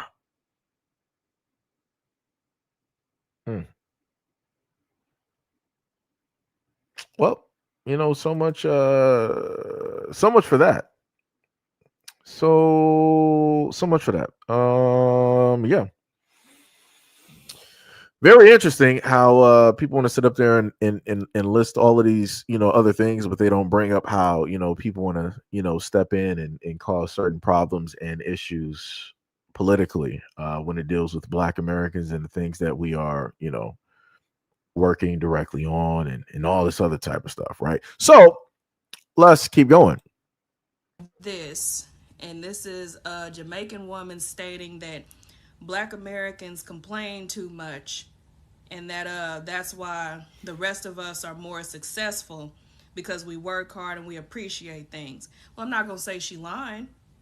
That's her truth, and that's what she's observed.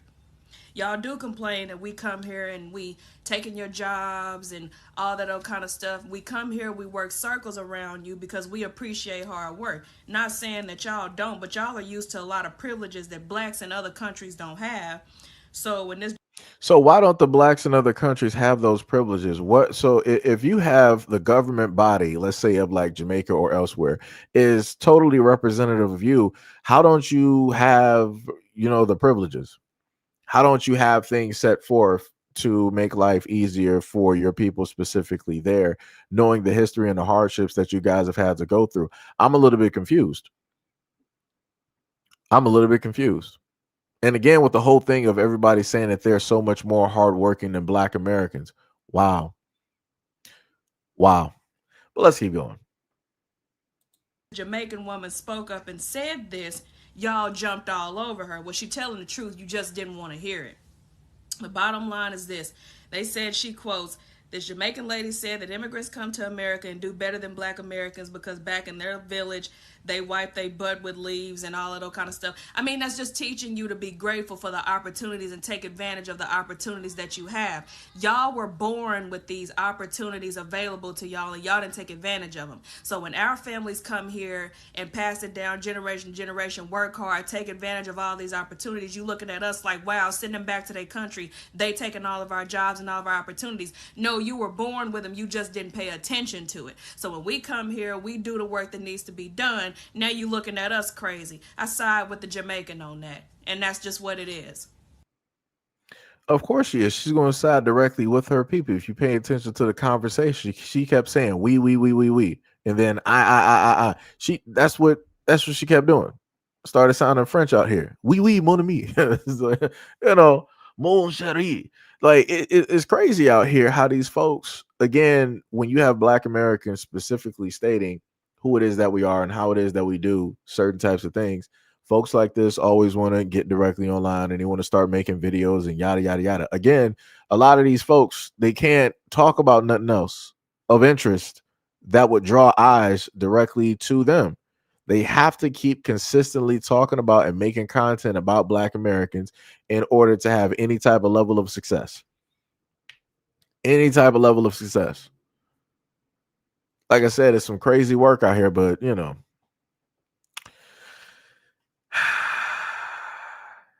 ridiculous. Shout out to the septum ring theory, though.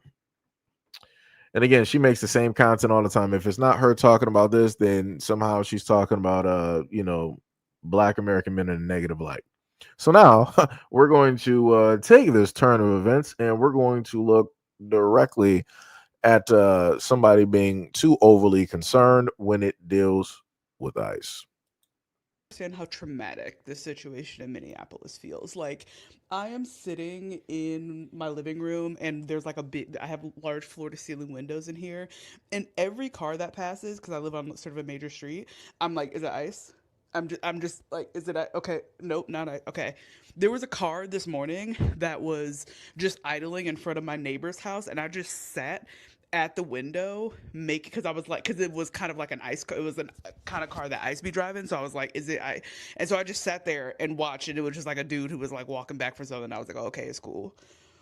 I hear squealing brakes. The sound of squealing brakes sounds like whistles. And so there's been a couple of mornings where like a school bus has gone by and I've heard squealing brakes, and I'm like, and it puts me into like fight or flight, because I'm like, what?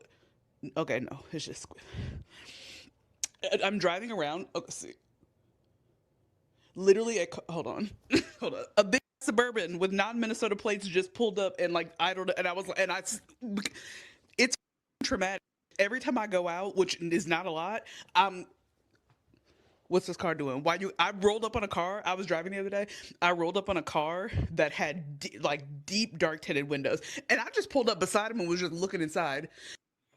I just want to. I don't know who this person is, and I'm just going to use person, and I'm looking at the ashy knuckles. But what I want to point out here is the fact of why would you decide that you want to pull up so close and next to a car with tinted windows that you want to try to peer in and look directly into that vehicle? Do you not understand how stupid and dangerous that is? Do you not understand? Let me go back to the first one. Do you not understand how stupid that is? Why would you do that? It's tinted windows. You don't know what they got on the other side of that window. You could have potentially just been out of here. You could have been 100% out of here because you are opting not to mind your business. And I keep trying to tell people, if you decide not to mind your business, things happen. And you got this person here having like breakdown anxiety attacks, like, yo, ice, where they at? I sense ice. They got the whole brain thing going like Professor X, Gene, that type of thing. And I'm like, yo, what is wrong with you? I'm like, why are you acting like you just had like a sheltered life and you were just living in like a bomb shelter like your whole life and you barely had any type of human interaction? Like, what is wrong with you? Like, yo, you need to be on some meds. Like, yo, it's far too many people out here, getting real weird about this situation. Like, never at a point in time have I ever been like looking at and just like scared and this, that. Like, what are you doing? Like, you moving too much. Calm down. Stop whatever you drinking. If it's coffee or a cappuccino or something, express. Yo, put that down. Just have some water. Have some water. It's crazy. Like this shit is traumatic. I like it is hard to describe the way that I feel like my brain and my body have been rewired by this experience, because it's like you are just constantly on the lookout for danger, like an active threat, and it just feels like, and you can feel it. It's palpable. Everybody can feel it. You walk into a store and it's just quiet. People are just, it's eerie and it's scary and it's terrifying. So somebody says she's mentally ill, just like most of you walking in the United States today. You have issues. So who specifically are you referring that to? Let me know.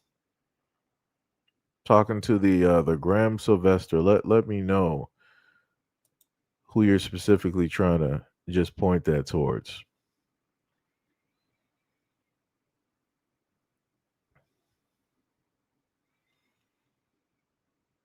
Somebody said defending the septum ring.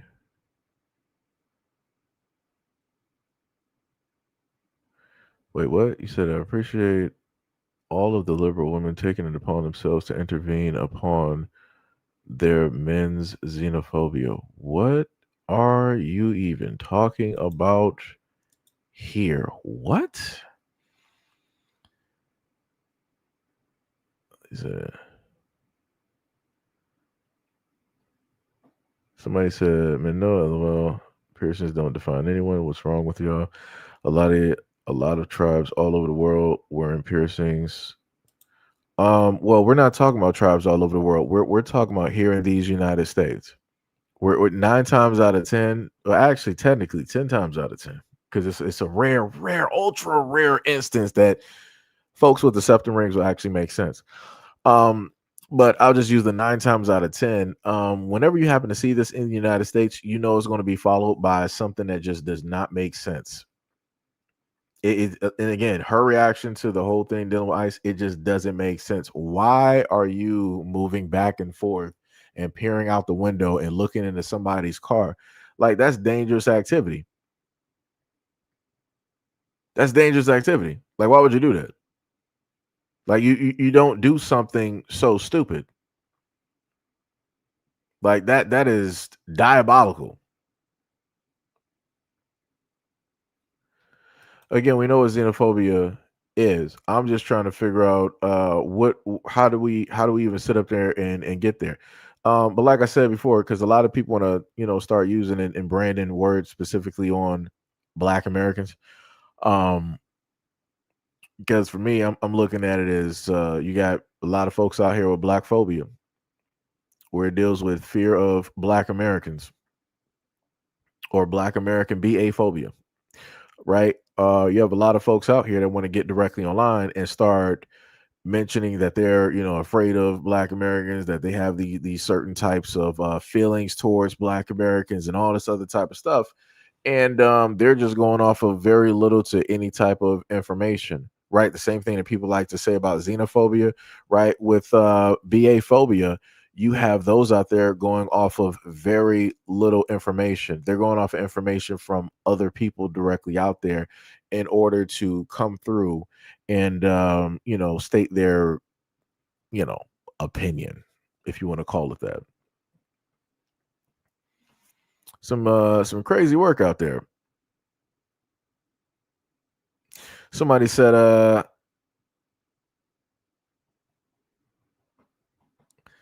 he said you don't have to. WTF, are you on live? What am I on? And live your life.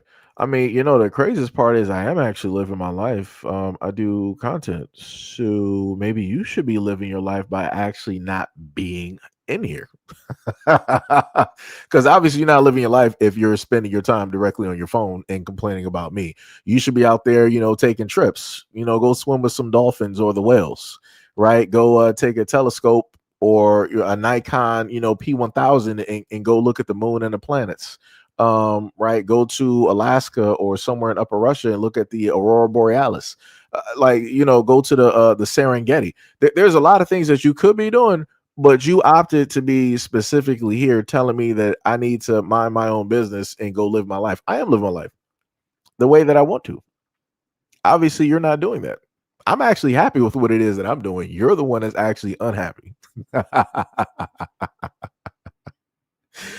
Yo, that's crazy. Yo, that is wild. That is wild. Let me tell you something. Like I said, I love the comments out here. That is some wild work. Like, what? Like, I literally stated that, what this person is doing and trying to tell people to, in a sense, do by their actions is completely stupid and dangerous. You don't do that. Like, I don't care what hood it is. You don't roll up on a car that has tinted windows. Like, what are we talking about? Like, Lord have mercy. I thought that was common sense. Just like back in the day, like let's say again, born and raised in Detroit, common sense would tell a lot of people that if you were at a park and you saw somebody's car that was sitting there that had nobody in it and a car was on and it was blasting music, you just walk past that car. You don't touch that car. You don't even try to play like or act as though that you're going to get in that car and drive away. No, no, no, no, no. Because you will be driving away in a casket. You don't do that. Like I said, there's certain things that people know what not to do. Like I said, I've never pulled up, even walking. I've never pulled up on a dude's car walking on the side of the street, but like, yo, let me go in there and look and see what they got up. Yeah, that's how your family gonna be planning a funeral real quick.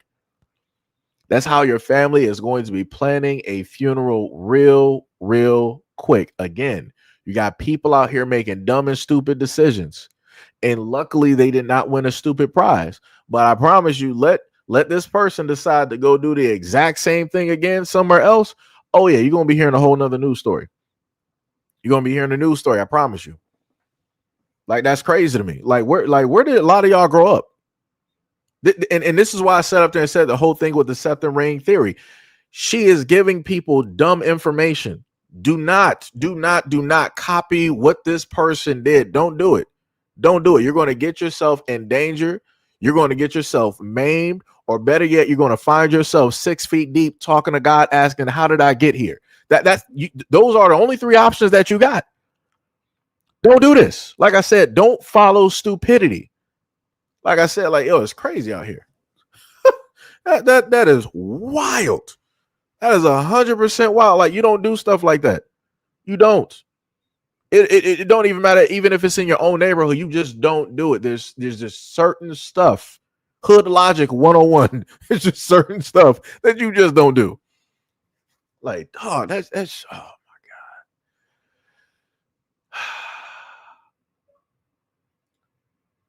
The amount of energy that people be having out here today is wild. Let me tell you something. Let me tell you.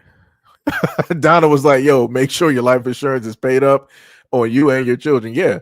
If you're going to be stupid like that, if you want to play stupid games in order to win stupid prizes, yeah, make sure you got the max life insurance. Go right ahead. Knock yourself right on out.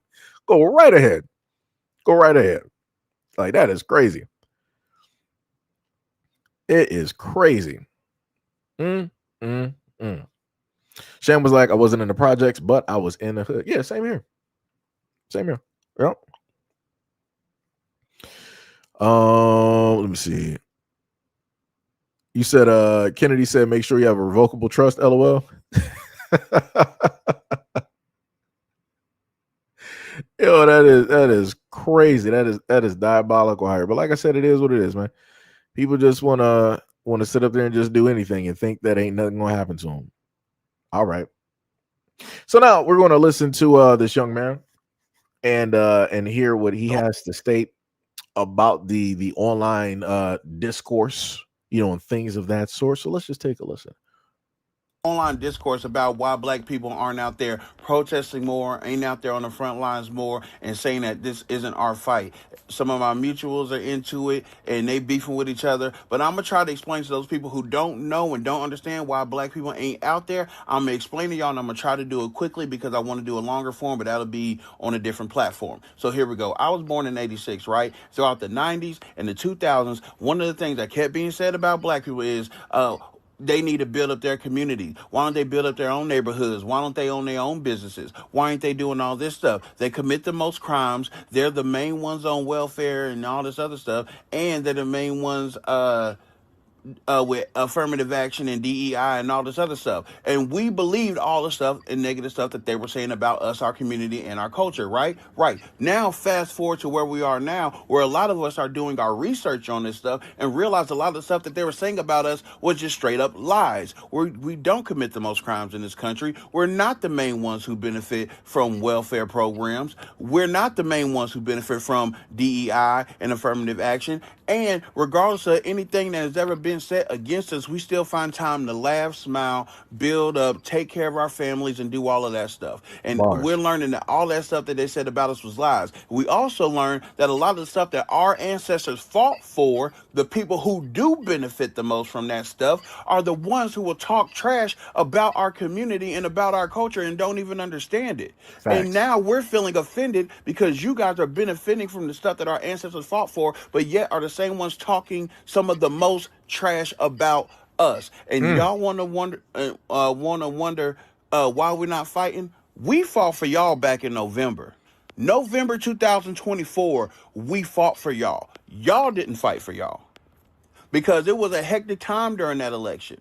And that election showed black people one thing, that we are more on accord than y'all have been leading us to believe. Even black women, y'all have black women thinking that white women were going to stand by their side more than black men until them election results came in and we realized like we actually are more together than apart. Yep. And, of course, we can blame it on a couple of loudmouths with a podcast, Mike, but it is what it is. So we're looking at it like, nah, y'all got yourselves into this mess. What we're going to do is build our community like y'all been saying we need to do, and y'all can go deal with this. In fact, don't ask where the black people are at. Why don't you go ask all them random TikTokers who suddenly got political and told y'all not to doggone vote or try to vote for a third party, that as soon as the election results came in, all of a sudden, they don't talk about politics no more. Ask them to go help you. Don't ask us. That's the reason why. So just in case you need to know, that's the reason why. He spoke facts. And again, there were a lot of during the election time, and I told people this before, all of a sudden, when election time was coming up, you saw all of these magical people that was normally talking about nonsense. Everybody turned into a politician. Everybody was all about politics. All of a sudden, I'm like, that's a bit weird.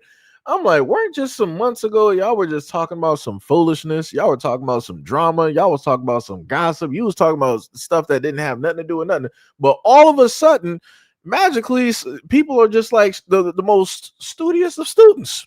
They're just out here and they just magically know everything about politics and how to do this. And they were talking about geopolitics and all this other type of, and then as soon as everything was said and done, people went back to business as usual, or they started switching their names or magically started switching content and all this other type of stuff. It's wild. It's wild how that works.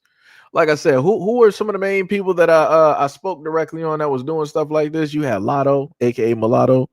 You had Meg Thee Stallion. You had Nicki Minaj, which again, right now in 2026 is hilarious. You had Cardi B. Again, you had a lot of folks out there that was really talking politics who was never really talking politics in their music. I cannot, at any moment in time, any of those women of the popular songs that everybody was able to hear, right? I can't list you or bring up any of those records where it was like politic based. Now there's black artists, there's black male artists that have talked about politics and history and stuff and all this other time. But when they deal with those female rappers, yeah, they not dibbling dabbling in politics. It's mostly about men. It's about their bodies. It's about their sexuality. It's about hypersexualizing themselves and selling the image and making money directly off of that. And men are this and all. It's about a whole bunch of other nonsense that don't really got nothing to do with nothing. So it's like, yeah, he's right. A lot of people at one point in time, they were on a whole train talking about politics, and then supernaturally, nothing. That is crazy. That is crazy. That's crazy. Wait, what is it? Says you're darker than that, maybe way thinner. Don't got the diabetic eyes either. I mean, technically, at this moment in time, my hair is actually fairly short. I mean, y'all done seen it before on previous live streams. This man Mo was like, he kind of looks like Sedge. That's diabolical. Normally that would be Gail's line right there. She would say like, "Yo, Sedge, that's your twin," and I'm like, "That's wild," because I'm nowhere even close to the weight at all. But I'm like, it'd be like that though, But this brother was speaking facts though, so like I said, if that puts me in the alignment directly with this brother, I'm all for it. We're brothers. We're happy and we're singing and we're colored. Da-na-na-na. Give me a high five,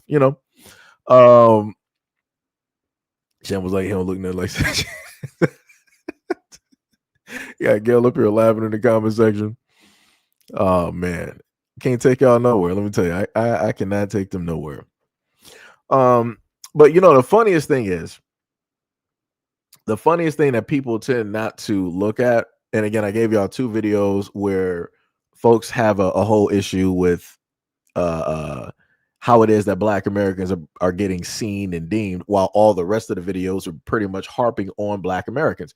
So what I wanted to do was add a little bit of something more in there that people may not be directly aware of, right? So let's just take a listen to the President of the United States of America. People we have, and they're Hispanic. The Border Patrol is largely Hispanic. ICE is largely Hispanic. They're unbelievable people. I don't know how they can take the abuse. They're taking rough people like this, like all of them. So we heard that, right? So the interesting part is this. I'm not sure if I might have had it already up there. Even if I did, I'm just going to put that up there, right? So you heard what he said about who's making up the nice majority of the populations when it deals with ICE, right? And how it is that you got folks out here stating that, oh, Black Americans, you got to fight with us. This is your problem too, because after ICE is done with us, they're going to come directly after you. The United States government is always coming after Black Americans. That shows the ignorance of a lot of people and how it is that they don't care nothing about the history up until stuff is happening to them. So let's just take it to a further extent on why it is that this is not a Black American issue, right? Let's go to the final example, the final boss, right? So anybody can look this up. Right. So in front of us, let me make sure that I gave you guys the right one. Okay, yeah. So it says that while specific recent figures vary, Hispanic individuals have historically made up a significant portion of Immigration and Customs Enforcement, or ICE, personnel, with older data suggesting that it is around 24 to 30% of ICE agents who are Latino circa 2016 through 2019, though the latest DHS statistics show Hispanics at 22.8% of the entire Homeland Security Department, including ICE, with white non-Hispanics being the largest group at 51.7% as of August of 2025. Now, let's keep going. It says that the DHS statistics, August 2025, Hispanic or Latino employees made up 22.8 of the total DHS workers, right? While white non-Hispanic employees were 51.7%. The important part, they said earlier ICE agent data from 2019, reports from 2019 cited around 24% of ICE agents as Latino, with some data from 2008 showing 30%. Pay attention. Border Patrol comparison. Latinos make up an even larger percentage of Border Patrol agents, exceeding 50% past in some past counts. So the Latin community voted for Trump overwhelmingly, or even if they couldn't vote, they sided with Trump, leading to their own demise and their own people getting deported, including themselves. And then they also decided that they wanted to be a part of ICE, which is then against their own community, their own family, and their friends, their whole ecosystem, on top of the fact that they are a part of Border Patrol, upwards to about 50%. So somebody, again, make me understand how this is a Black American issue and or a problem. Because nothing up here is reading Black American to me. Nothing up here is telling me that these folks that I'm reading directly in front of me are Black American. Matter of fact, Trump said himself that it's the Latins that are directly out there, the Hispanics that are directly out there when it deals with ICE and how it is that they're taking on this arduous Herculean task. He didn't say nothing about Black Americans. He didn't say nothing about nobody else. But more specifically, he didn't say nothing about Black Americans. So again, I'm just trying to figure out, you got Roland Martin and all these other folks directly out there trying to say that ICE is a Black American problem. Where? How? Since when? Huh? Let me know. I'm just highly confused. You got people in the Latin community grabbing their own people up, snatching them up. So how is this even being placed directly on Black Americans? And the crazy part is, I wonder how many African immigrants are a part of ICE as well too. I'm talking about those who may be like Caribbean, African, and different things in that nature. Because it seems as though that a lot of folks who ain't from here, they like to join up with this stuff real quick to really try to put hands on their people and get them up out of here. It seems like people are real amped to do stuff like that, but somehow, some way, Black Americans get pulled into the situation as if we are, patient zero, as if we are the causation, as if we just allow this to happen. Nah, you might want to go talk to your other people, start getting them in alignment.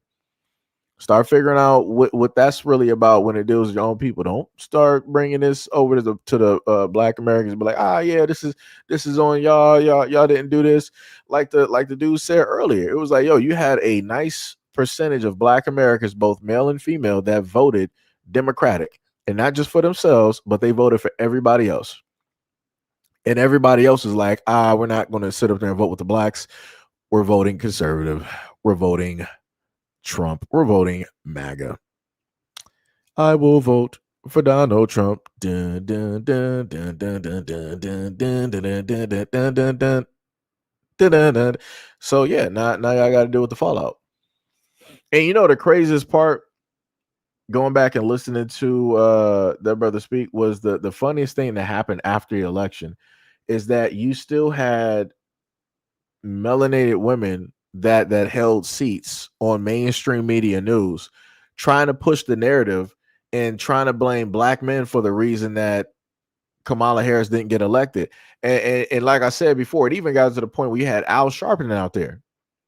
he was saying the same thing. He was like, I don't know what it is, about the black brothers. I went to the barbershops and, it seems like that, they got a fear of, a strong black woman, taking a seat in office and having power. It's like, that's highly misogynistic. It's like, I don't understand, what's up with our black brothers not wanting to, vote for a black woman. It's like, I don't get it. But Kamala Harris ain't black. Kamala Khan, as I like to sit up there and call her.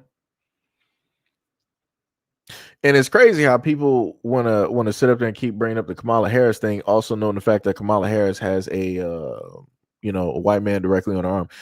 So it's like, how would you ever expect that she's going to even do anything directly for black people or anything that's going to be beneficial at all? And then people kept bringing up the whole thing was like, oh, well, Kamala Harris, she had a whole plan for black men, and you guys still didn't vote.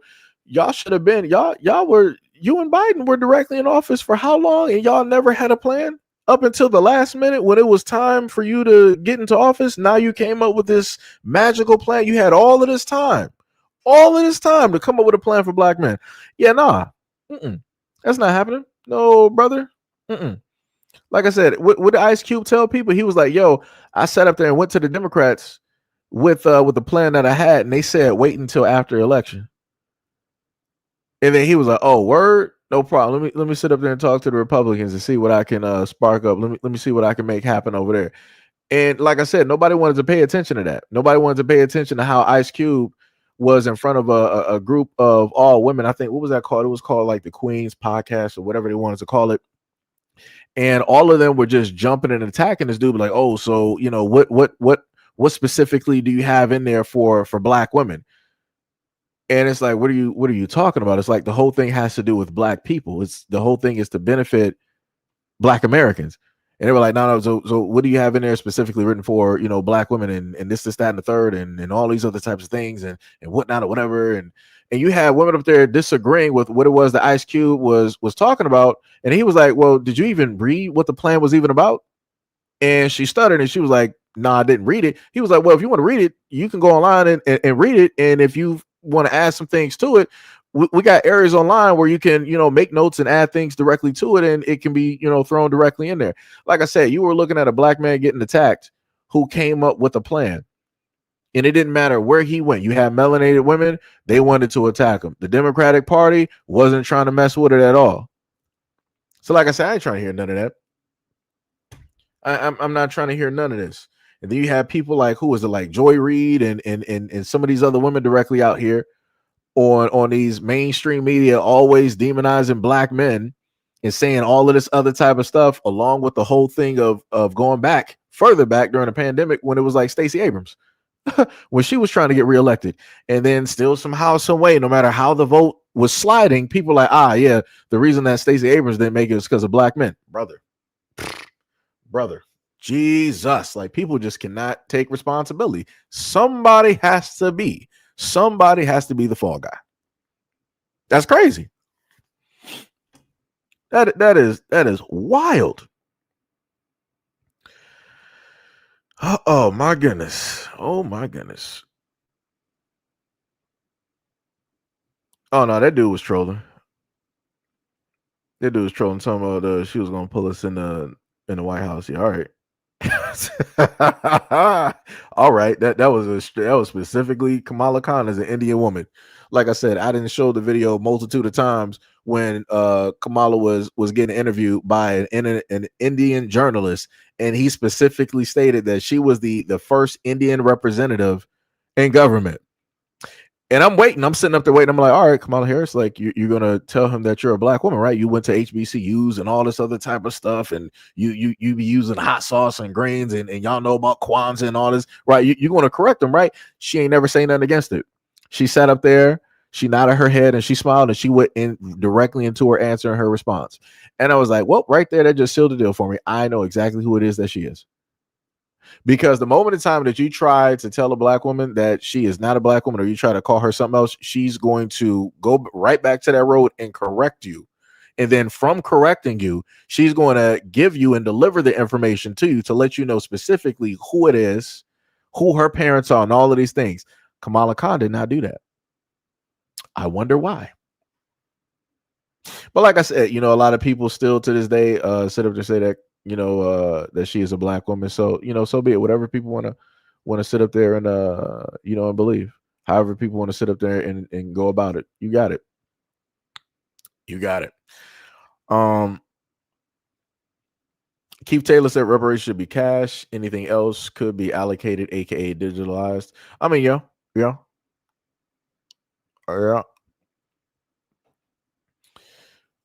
Oh yeah. So wait, did she say that greens in a bathtub or something like that?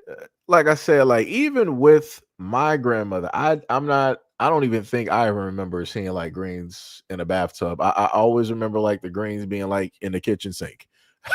We had two sinks, so you would clean them out, as greatly and as beautiful as you can, right? Bleach and all of that, let it dry and whatnot, whatever. Then you would fill it up with the water. You would have all your greens. You would sit up there and wash those greens. Then after you wash those greens, you would take the the water directly out, fill the water back in, and then you would just make sure that they're fully rinsed, and then you would proceed to do what it is that you normally do. Yeah, it's crazy.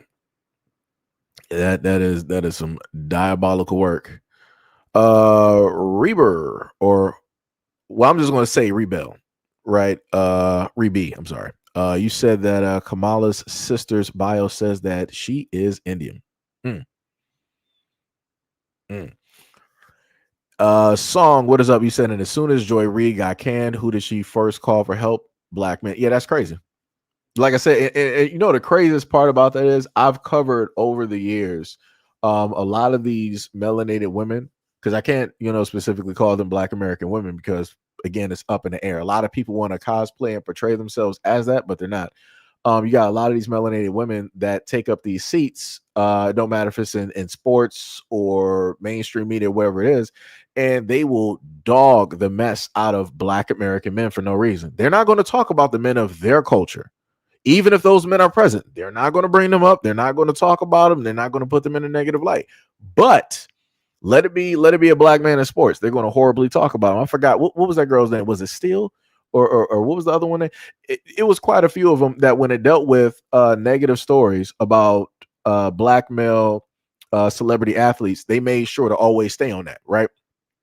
But when it dealt with the white male celebrities like Brent Favre stealing money, they didn't want to say nothing about that. They weren't trying to go all in on that, and they weren't trying to carry that for like several days and trying to respin it and remix it and all this other. They weren't trying to do none of that. But when it deals with the Black athletes, they'll make sure to stay on those stories. When they deal with Black celebrities, they'll make sure to stay on those stories. When it's anybody else, mum is the word. Mum is the word. Like I said, it's crazy. It is diabolical. 100%. Like, what was it? Yo, Black, what is up? You said when she said that she washed the greens in the tub, I also knew she wasn't Black. The classic one that I love so much is when Hillary got questioned on the Breakfast Club, where she kept saying that she carries like hot sauce in her purse. And then Charlemagne the God, the main person that everybody, dislikes, he sat up there and called her out. And she was like, well, because he was basically saying like she's lying or she's trying to play directly into something to get the votes. And her main thing is she was like, well, is it working? I couldn't do nothing but laugh. I'm like, man, that's crazy out here. But the one that takes the cake is when Biden sat up there and told Black people, he was like, yo, well, if you're Black and you're not voting for me, then you ain't Black.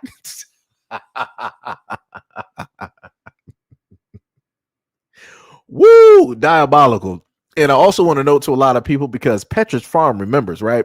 I remember when Biden first got elected and he was going around doing the thank you tour and stuff.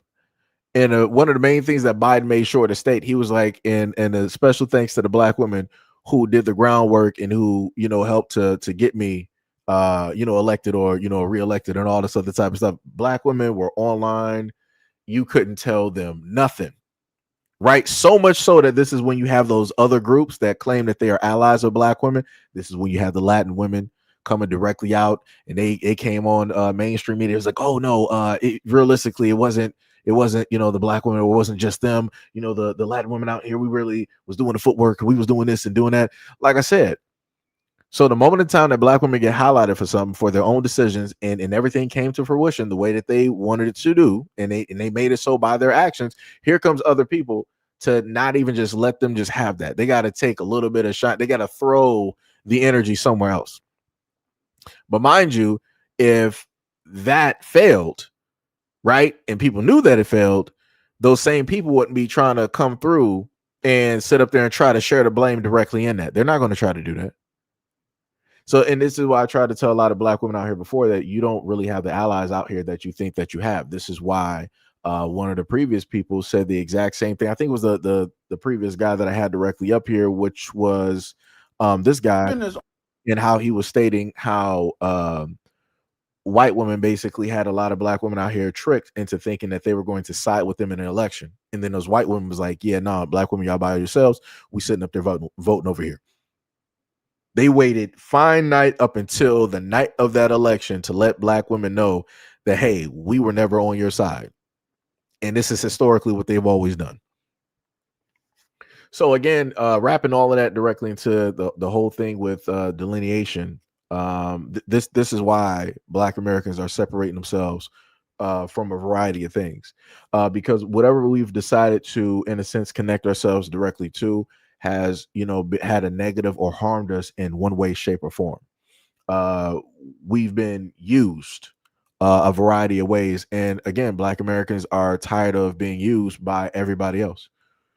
Like I said, even when it deals with the culture that we created, when it deals with hip hop and rap, people are like, oh no, but y'all don't really own it. It's actually this other group that own it. Okay, that's cool. But the other group did not, they can't carry it. They can't make it hot. They can't do what it is that we naturally sit up there and do. If you take black Americans out of rap and hip hop and you try to throw other people in there, yeah, it's not going to be the same. It's not going to have that energy. It's not going to have that soul. It's not going to have that Midas touch. It's just going to look like people doing blackface without the blackface. Realistically, that's what it's going to look like. And again, you can throw, let's say you can throw Jamaicans in there, you can throw Dominicans in there, you can have the Jamaicans, Dominicans, the Haitians, the Caribbeans, the Africans. You can throw all of them in hip hop and make them the face of hip hop and rap. All they're doing is cosplaying. All they're doing is mimicking and taking what it is that was already the groundwork and still using that. They're not even doing their own thing. So again, it's not going to move that far. Because if it could, a lot of stuff would be moving in a lot of other areas and nobody would really be focused on what black Americans are doing in hip hop and or rap, but we know what it is. Like I said, we know the music that a lot of people listen to, even the main people here in the United States that can be the utmost racist. Like I said, Hulk Hogan, racist to a point. What did he sit up there and do on his television show? He got into his yellow pickup truck. I think it should have been like a Ford. And he was driving through Miami or Florida, whatever it was, listening to Young Jeezy. Yeah, and Hulk Hogan was caught being racist, talking about that he didn't want his daughter Brooke getting married to a black. That's the best way I can sit there and put it. And that's what he said.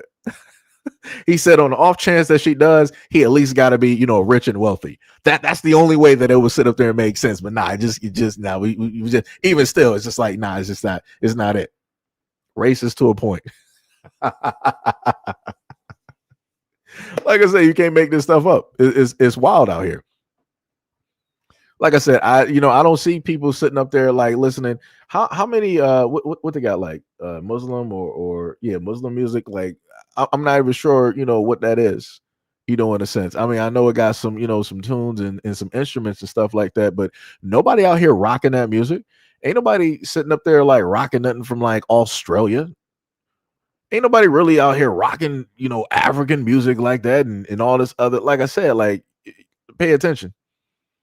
Pay very close attention to who people want to model themselves. Matter of fact, to speak on the whole thing of emulation and how it is that people want to copy a lot of things. Let me see if I actually have that video, because there was a video that I went directly over earlier that in a sense touches on the fact of cosplaying. So let's take a look at this. Hold on, let me pull back. Let me bring those two down. Let me go back because I had too many videos directly up. And let me put this video directly up here, right? Right. So we see this, right? So you see these Asians and what it is that they're doing, right? Look at this. Look at this. Hold on. So this is a they Mexican, right? I don't see nothing other than like the normal hairstyles and the way that they look. Everything else is Black American, right? Sitting up there doing a rap video. Look at how you're moving. Look at that. What's happening, right? And then what is this, like a Latin sorority or something like that? And what you basically seeing here, right? So this is in a sense like blackface. That's the best way I can sit up there and put it. And this is on some other show somewhere around the world, right? So the guy in the picture is a white dude, but he put on makeup so that he could appear as to be CeeLo Brown. So you got this other dude here doing the exact same thing. This white dude here is supposed to be Snoop Dogg. Let me sit up there and rewind that back real quick. That looks crazy. What is that? And that was Megan Trainor. And you got a white dude sitting up here, Stevie Wonder. What happened to all of the white artists though?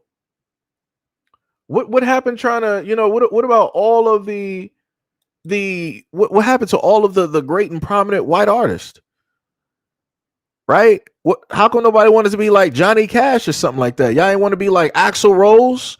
Y'all didn't want to do nothing from like Aerosmith. What was it, Panthera or what is it, RAM? Or like there's a variety of groups out here that y'all could be copying. Y'all ain't want to do no Bon Jovi, no YouTube. Y'all ain't want to do the Police, Sting. Like what's happening? Y'all didn't want to do Linkin Park. Chad Kroger from Nickelback. Y'all ain't want to do none of those, but y'all had to sit up there and be like, this is what we're going to do. We're going to sit and put on blackface, and then we're going to play it off as if we're celebrating black artists. Huh? I've never done this before in my life, even though there's no such thing as whiteface. I'm just going to say, I've never heard of whiteface except for the side of like a hill or a cliff or a mountain. But yeah, that's crazy. That's diabolical. Like I said before, everybody listens to our music. Everybody copies and emulates Black Americans. Like I said, this is wild. This is what, like, y'all, all of y'all out here, y'all can't even just be yourselves from your own culture. Like, I would respect it. Like, this is what I expected to see, right?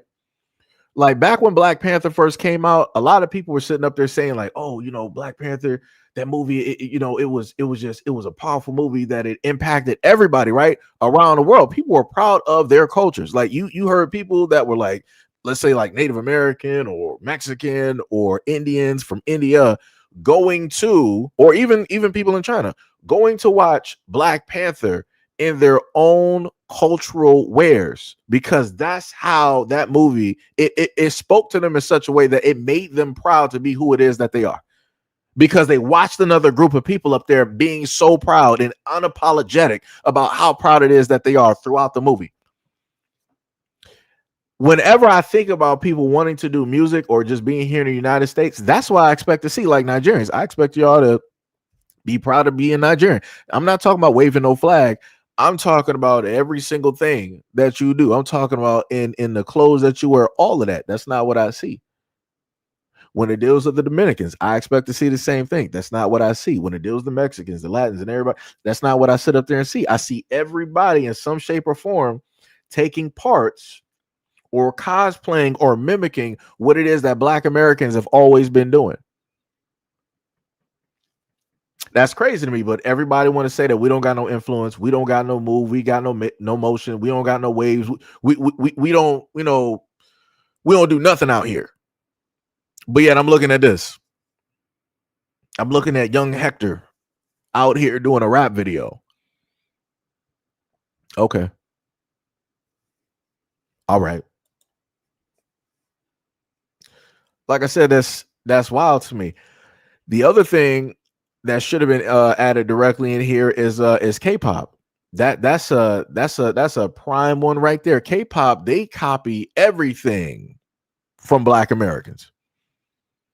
If you've ever listened to R&B, hip hop, and rap, I kid you not, if you actually have an ear for music, you can watch about 10 to 20 different K-pop videos and you can spot where they got their stuff directly from. And then not to mention that, and again, I don't even, fault Black American dancers for going directly over there and making money and stuff, but you got Black American dancers that teach K-pop artists and groups on how to sit up there and dance. They're not good at doing it themselves.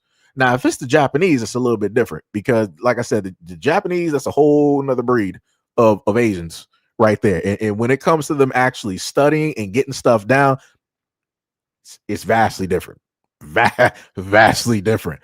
But when it deals with like the Koreans sitting up there doing stuff, I done sat up there and watched videos of them just trying to learn what was that? What did I even just watch right there? That was wild. Like I said, I didn't watch the full video, and that just threw me directly off. clearly just sat up there and saw somebody in in a full skirt and all this other type of stuff.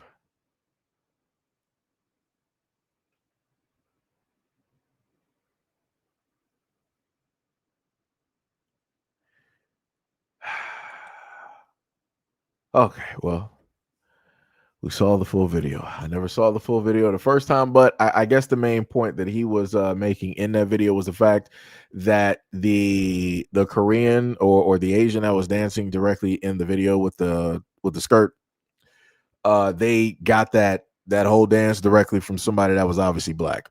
I mean, the point was made.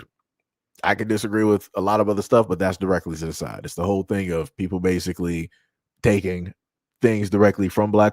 Again, I'll put it to you like this, right? I wish would have actually got that video off of TikTok. There was a young Black woman who did a video back, I think it was like 2013. It was like a dance that she did.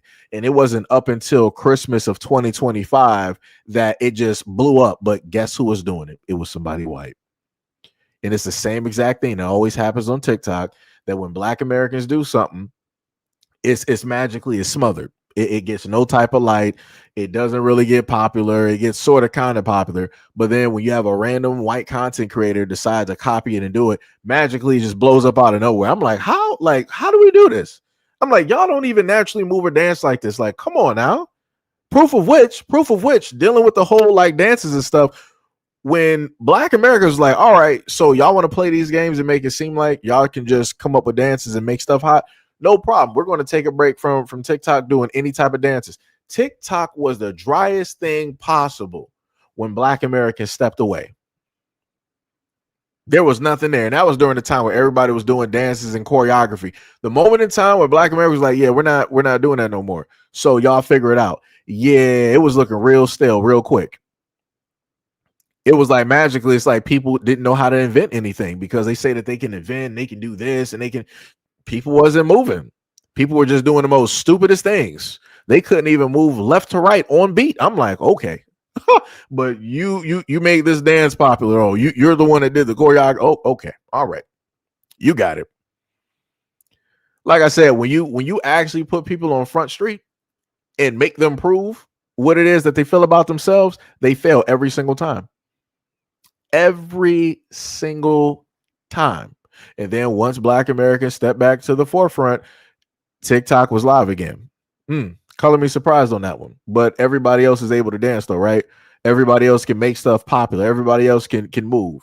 Nobody's really paying attention to Black Americans like that. You guys are unimportant. There's more people than just you in the world, and rah, rah, rah, rah, rah. Then why wasn't everybody else from Australia to South Korea to Africa to South America to Canada to the United States? Why weren't none of y'all able during that stint that there was, in a sense, a blackout when it dealt with Black Americans not dancing, not doing no choreography on TikTok? Why wasn't y'all making anything pop? Where was the motion? Where were the waves? Where was everybody else copying what it was that you were doing? Nowhere, because y'all can't do anything. because you're not the source. Like I said, crazy work. It's diabolical how that happens. It's crazy. And like I said, for all of these groups that say that they don't care about Black Americans and they're not worried about us, they always find their way directly into either the live streams, either on YouTube or TikTok or on IG. They find their way into those comment sections when it deals with conversations that don't have nothing to do with them. They find their way into politics, again, which is something that has nothing to do with them. They find their way directly into our communities, again, which is something that has nothing to do with them. They find their way directly into a lot of our arts, again, which has nothing to do with them. But yet people say that they're not worried about us. They don't care. They're not concerned. They have their own beautiful cultures and this, that, and the thing. Okay. Again, case in point, when it deals with Africans, why do I see a lot of Africans trying to be rappers and they're dressing like Black American hip hop artists directly over here where they got grills, where they're wearing all of this jewelry? Right, where they're doing all of this super braggadocio, type of thing, where they're talking about the cars and they're talking about the fashion and all this other type of, like, what's going on? Why do I see a lot of similarities, so to say, of how it is that Black Americans naturally film their videos, and I'm seeing that over there in Africa? I'm like, huh? I'm like, how long y'all been doing stuff like that, right? How long y'all had rap and hip hop directly over there? Y'all had that over there for like 1,000 years running. Like how long is it's been moving over there? Like I said, that's crazy. You got Africans still today dressing like it's the early 2000s. Like it's crazy. Like we bring it back, walk it out, and DJ Unk and all of this other type of stuff. Like it's wild out here. It's crazy. You would have thought it was Stump the Yard over there. You thought it was the early 2000s. You would have thought B2K went over there and they started filming some stuff. You got served. It was wild. I'm like, nobody's wearing those oversized clothes at this moment in time. That was a style for like a nice solid, like decade. That was a nice part of culture, oversized, like shirts and jerseys and pants and shorts and stuff like that, Air Force Ones. Yeah. And we're not doing that. We put that directly to the side. We've evolved. But obviously other people don't know how to evolve because all they can do is just copy. It's crazy. That is diabolical. Yo, Song said, gotta run, fam. Big up yourself and keep the home fire burning. Remember the word of Michael Jackson: we are the world. Much love, respect, and appreciation. Tiamat said, not you. Hey, gotta go with that. Soldier Boy, tell him. Yep. Gotta crank that Yule. Soldier Boy up in this. Watch me crank and watch me go. Watch me crank that Soldier Boy and Superman. That now watch me Yule. Like I said, it's crazy work out here. And that was a young dude that sat up there and did that. Was like what was it? Young Draco. What was it, like 16, 17 or whatnot, coming up with his own beats, own dance, so much so that you had, I kid you not, you had millions of videos, if not more than that, copying that exact same dance and trying to make their own dances from it. Crazy work. You will never see something like that ever again. Well, it's going to be a long time for something to hit that hard at a certain point where everybody's just trying to copy and emulate that. Crazy work. Shout out to Soulja Boy though. The first to do it. Q5U said never evolved past Predator Scavenger stage LOL. Marvin said, y'all mean y'all aren't wearing tall tees anymore and do-rags. Wait, what do you mean by y'all? I'm a little bit confused. What do you mean y'all? I gotta sit up there and treat this like tropical thunder. What do you mean, you people? Yeah, what do you mean, you people? Somebody said, who was the FBA? Look it up. TMI said, facts, he did that. That is bars. That's bars. Marvin said, tell him we wear zoot suits and finger wave perms. That is way back. Brother Reef said, even the dance from Fortnite was created by a black team. They steal everything. Yeah, that's bars. That's bars. You also had the Carlton that was directly up there. I think he tried to Alonzo.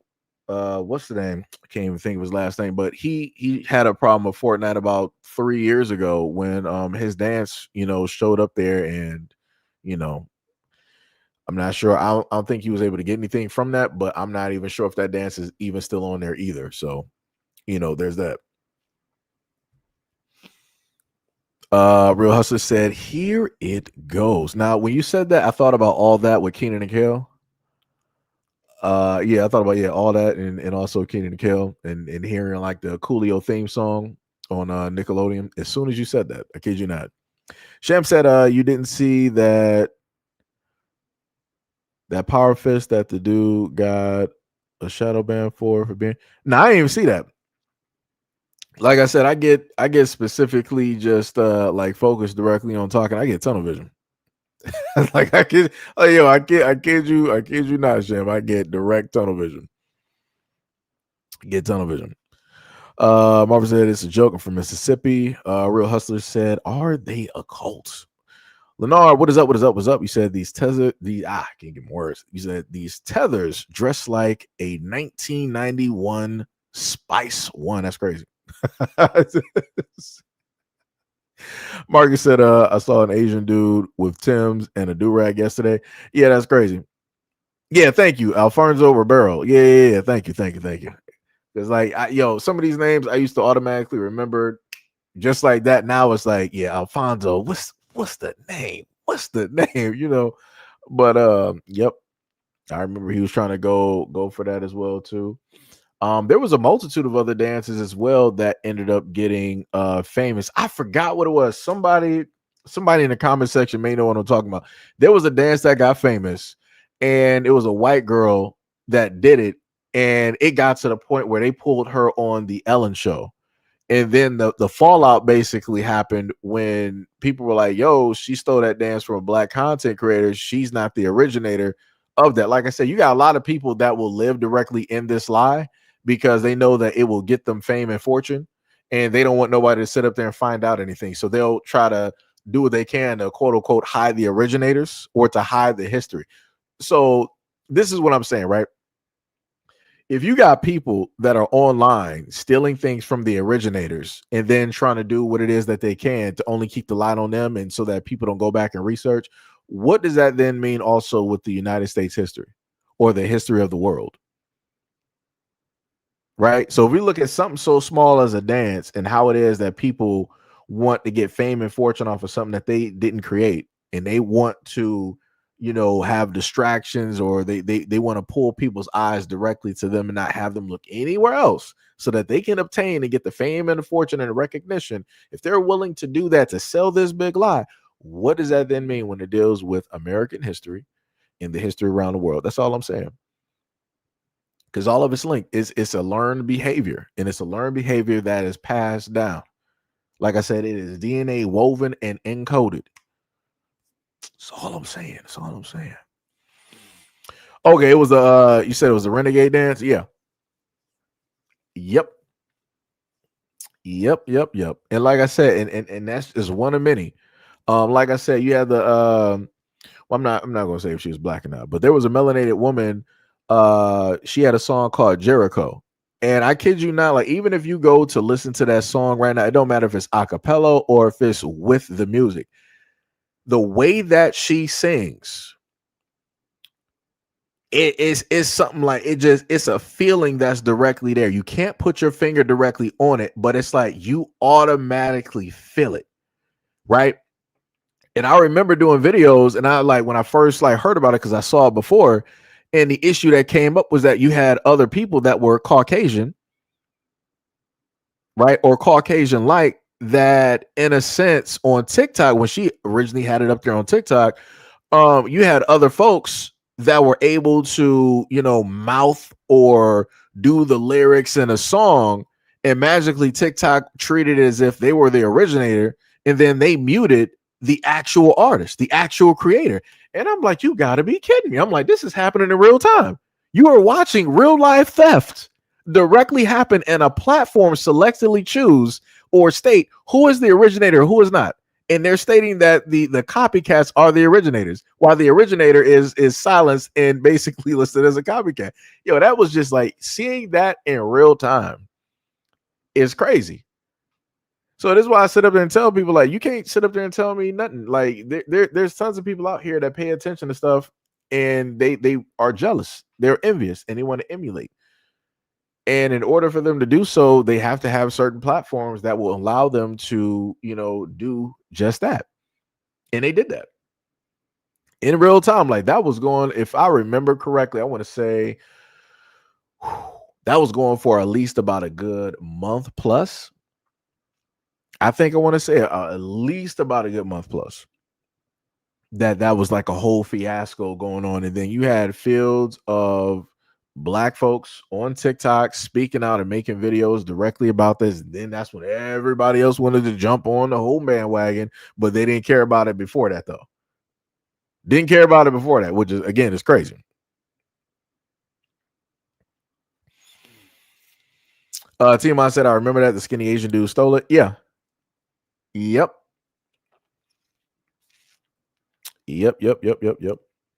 Miss Incognito said Alfonso Ribeiro. Correct.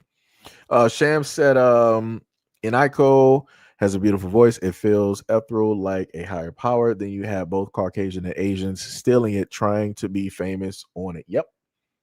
He said, luckily she was famous enough that people called them out. Yeah. Like I said, it was crazy. That was 100% crazy. And again, all of those folks that were subscribed to those other content creators that literally were stealing her work, they didn't really have nothing to say. They didn't, in a sense, care, and they knew what it was, because everybody normally on TikTok, they'll happen to see other videos that are similar and all this other type of stuff when it deals with music and stuff. So it was impossible for them to have never have known who the originator of it was. Impossible. I think maybe at one point TikTok did do something where they took her video down and she had to re-upload it or something. Like I said, it was a whole fiasco. It was disgusting what was happening and taking place. But that's the world at large. That's what tends to happen. Marvin said, yeah, I forgot about Gundam Style. That was all different types of Black dances put together. You say you forgot about Gundam Style. It was a dance with like 6 different Black cultural dances put together. It'd be like that. And I remember that was Psy. That should have been what, like 20, was it 2013? 2014, somewhere up there. And I think one of those years, didn't they have that for like a New Year's thing as well too? I want to say that should have been listed as New Year's or a song directly up there. Let me see. What was the other thing that they had up there too? Like, even when it dealt with music on New Year's, I look at everybody else's music and it looks quite boring. People are not as hyped. Let me tell you something. And the other thing I've stated before too is, like, when it deals with like Black artists, like, yo, you got a lot of crowds out here. They just not gonna be moving. It's gonna be looking like 1955. It's like, oh man, we found out, like, oh, this Negro was the one actually doing the music. Really? And then you just got people just sitting directly in the crowd, like looking around. If anybody know what that reference was from, it was a song way back when it was like Little Bitty Pretty One. And when you have the young Black man singing it directly in front of a crowd of white people, you can tell that they wanted to move. You can tell that they wanted to dance, because the white girls, they were sitting up there like laughing. You know that they wanted to get up, but they were like, no, I'm waiting to see what everybody else is doing. Oh, nobody else is moving, so all right, I'm not gonna move either. Even the ones that had the stiffest faces, that looked the utmost racist, you could tell that they wanted to start dancing. They couldn't, though. They couldn't do it. It was another song just like that too. I cannot think of the young woman's name. It was like in the early 90s. It was in the early 90s, and I remember a video where she was singing a song, and it was like she was on the stage, and it was white people around the stage and also in the crowd, and there was nothing. There was no type of energy. She was the only one giving energy. Everybody else is like stale. And I'm like, really? I'm like, this is why, like, yo, just let people just like just put Taylor Swift and Megan Trainor and all these other artists directly in those spots. Cause I'm like, yeah, we don't got no time for this. Cause I'm like, that's what I be talking about. Like, yo, you be having black folks out here, they be like dancing as if their lives depending on it. Like they will leave everything on the floor every single time. And then it's like you got people directly out there and they just don't know what to do. They don't know how to react to the energy. Magically, it's just like, it's whatever. Like I said, you got a lot of ungrateful folks out here. Like I said, for black folks, I get that, money is the whole thing or whatnot, but you got to also do stuff where you know that you're going to be appreciated. Like I said, you gotta go to places that you know that you will be appreciated. There's a lot of places around these United States here you are not going to be appreciated. That's just facts, and that's also historically speaking as well too. Like I said, crazy work out here. But yeah, pretty much that is it. That is pretty much it. Dealing with the things of people saying the FBA is a cult, which it is not. And let me see if I got the what's the name directly up there. Nope, that was the whole thing doing African American. George W. Bush. Oh yeah, I probably took it down. But yeah, everything dealing with FBA and how people want to sit up there and feel that it's a cult. It ain't. Yeah, there we go, right there. Right at the very bottom, not an organization. FBA isn't a formal group with a leader, but a concept of a identity. Like I said, of an identity. So like I said before, you got a lot of people out there just talking a whole bunch of nonsense, and they just don't like the fact that Black Americans are playing the exact same game that everybody else been playing. Black Americans are saying the exact same thing everybody else has been saying. Like I said, people start acting real funny when you give them the exact same energy back. Now everybody want to be victims. Now everybody want to say, "Oh, Black Americans are xenophobic. They hate everybody. FBA is a xenophobic group." Like I said, it's crazy. It's diabolical. But yep. Like I said, this is what it looks like when you are the most hated. You have all these other groups that will come out and speak against you. They'll say a whole bunch of negative things. They'll make up stuff. All on top of the fact that they forget how it is that they've always treated and talked to Black Americans.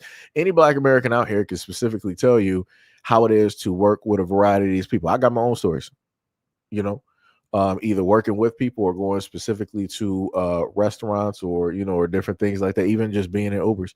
A lot of Black Americans have stories dealing with a lot of these folks. So like I said, they're very forgetful when it deals with how it is that they specifically treat us and the things that they specifically say to us. Just like I gave y'all that video before. Let me see if I can find that real quick, because that still matches up.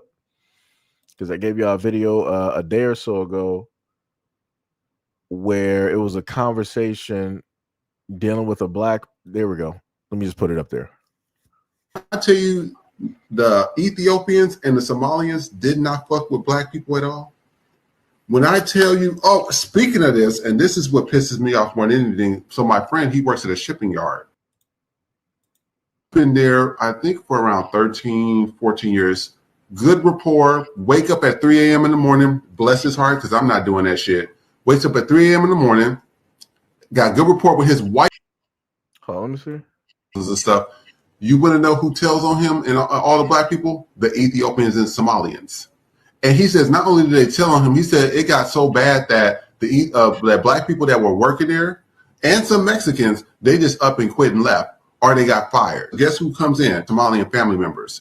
My slogan this whole entire this year and next year, ICE ain't moving fast enough. Trump, you're not moving fast enough. Get they asses up out of here. The time for unity has ended. ICE ain't moving fast enough. Y'all start seeing these motherfuckers getting dragged up out of here, walk on by. Just like Dionne Warwick says, move on. We're not playing those games with motherfuckers no more. I am so sick and tired. And what bothered me is that my friend, he's a strong black man. He has a whole, family, a wife. He was on the phone almost in tears. A man that's been doing his job for 13 years because some bony Somalians and Ethiopians want to bring their ass up here off the backs of black people with the Immigration Reform Act and Civil Rights Act and talk shit to people. Trump, ICE, y'all not moving fast enough. Get into Minnesota's a prime example, the Twin Cities. Get in there and start putting in on those planes or ships or however y'all shipping people out. Get them up out of here. I'm over it now. I'm tired of it. They don't want you. I'm a Republican for 25 years. You could take your 25-year ass right back over there to Somalia while they over there have feed the children and you got flies on your fucking eyes. Go be a Republican over there. We finish over there. Yo, that's crazy. That man was crazy right there. That, you know what the funniest thing is? I feel as though that video fits right up there with another video. Let me see if I actually got that one. I thought I edited that one pretty well. I guess not. Things happen. This one right here. Let's take a listen. And asking me about responding to Nicki Minaj's unhinged homophobic tweet about me. I usually don't respond to this stuff, but let me just say this. Nicki Minaj, stop talking about for which you know nothing about. This is out of your depth, by the way, and you are a homophobic bigot. You don't care about African Americans, and you're not an African American. From what I know, you are reportedly an undocumented citizen, so you should be deported under Donald Trump's rules. And the other thing is that your family members, you have one family member who is reportedly a sex offender, the other family member, your husband or whatever, offender is your husband, and one of them is reportedly file, and you have nerve to talk about me and what you think that I do. Nicki Minaj, get a life. Stop being a pick-me. You should have put a pick-me doll on that damn tweet instead of a Chucky doll, because you are nothing but a pick-me. And I choose not to pick you. And so should black people, and so should gay people. Shouldn't buy your music. Clock that. Right. And that's why I told people before that you got a lot of these folks that thought that they were bigger than the program. Out of all people that you wanted to go directly for, you went and decided, Nicki Minaj, to have a comment towards Don Lemon. Dear Lord, this is a black gay male. Out of all things in life, why would you do this? This was not that I don't this wasn't even on my bingo card. I don't think that anybody in Nicki Minaj's camp really fully thought this out. I don't know who her handlers are. They should have as expeditiously as possible told her to don't do this. Because again, he's a journalist. He has all the money in the world that he needs to get whatever paperwork he needs in order to prove whatever point that he needs to sit up there and prove. And this is why I told people before that if you got women out here that are Nicki Minaj fans, I'm like, that's a little bit weird, because I'm like, ain't those the same people that sat up there said that black men are weird if we're, listening to like Sean Combs music, if we're listening to R. Kelly, if we're listening to Chris Brown, Michael Jackson, all this other type of stuff, right? Because they wanted to talk about, oh, look at all these black males and all the negative stuff that they did, right? But I'm like, there's a lot of black women out here that listen to Nicki Minaj and they follow her, right? They're called like, what is it, like the Barbs and all this other type of stuff. So I'm like, so you got a family member that's an offender, and then you got some other offenders directly there. And you mean to tell me that the Barb cult knows this and still follows Nicki Minaj? And now Nicki Minaj is specifically on the Republican side. So I guess now all of the Barbs and whatnot, I guess they are now conservative too, because Nicki Minaj is conservative. I guess they're up there with Erica Kirk, and they love JD Vance and Trump and all this other. Hey, like I say, you try to tell people. You try to tell people not to do that whole false idolization. Don't idolize people like that. Yeah, it's not looking too good. It's not looking too good. And when you sit up there and bring that up to a lot of those folks, they act like they don't know what you're talking about. They act like you don't know. They act like they don't know. But these are the same people that say that they care about the women and the children, the black women and children directly out there. How? Because if we're to look at Nicki Minaj's record, she ain't really showing that she really cares about anything. She's just all over the place. Wherever there is money, that's where she is. Yo, that is crazy. That is diabolical. That is diabolical. Mm. Mm. Mm. Mm. Well, it'd be like that. We'll see what Nicki Minaj's next album or her record will be. Hopefully, it will address I guess a lot of these things and the whole thing with her going conservative and all that. Like I said, I told people that I found her to be a problem when I think what was it? Nicki Minaj was giving like a speech over there at the UN. I'm like, I see where this is going. And this goes back into what I stated before, where you got a lot of these folks from other places magically getting these political positions so that they can speak, for their people or other people like them. And that's what she did, because she wasn't talking about or for Black Americans. But yeah, I can only blame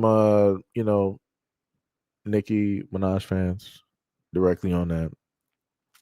They're the enablers. It's the same people that would always try to say something about Black men enabling, all these other male Black artists to do whatnot or whatever. Yeah, anybody who follows Nicki Minaj, you enabled her to do things that she is currently doing at this moment in time. Good luck with that. Good luck with that one. You said he actually said clock it if that wasn't feminine. He's a part of the gay community. He's going to sit up there and say and do that. I mean, I don't know. To me, I don't really care that much or that far directly about that. Because again, he's a gay male. He's going to do that. I don't understand how people are a little bit lost and confused. But what I will sit up there and say in response about something that I'm confused about is, why you still have men out here sagging their pants when we have a such thing as belts or suspenders or pants that specifically fit. And especially if you're in your 30s, 40s, and your 50s as a man out here and you're sagging, and especially within the last 10 years or 15 years that I saw grown men out here sagging in skinny jeans. What? Crazy work. Like I didn't set up there and seen a multitude of like older Black dudes out of shape and overweight, pop belly stomachs and everything, sitting up there sagging with skinny jeans. I'm like, all right, you must have just got out of prison. You must be really advertising for a boyfriend at this moment in time. Because out of all the places that you could have shopped at, I know they sold belts. I know they sold belts. I'm like, yo, you couldn't have got you like a nice expensive Gucci. You know what? I forgot. I actually did see one of those dudes actually sagging their pants before, and they still had on a Gucci belt. So belts don't even matter. It don't even matter.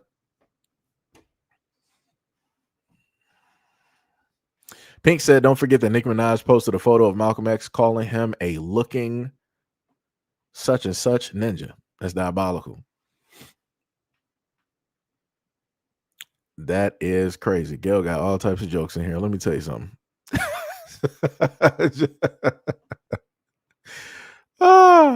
This woman got jokes.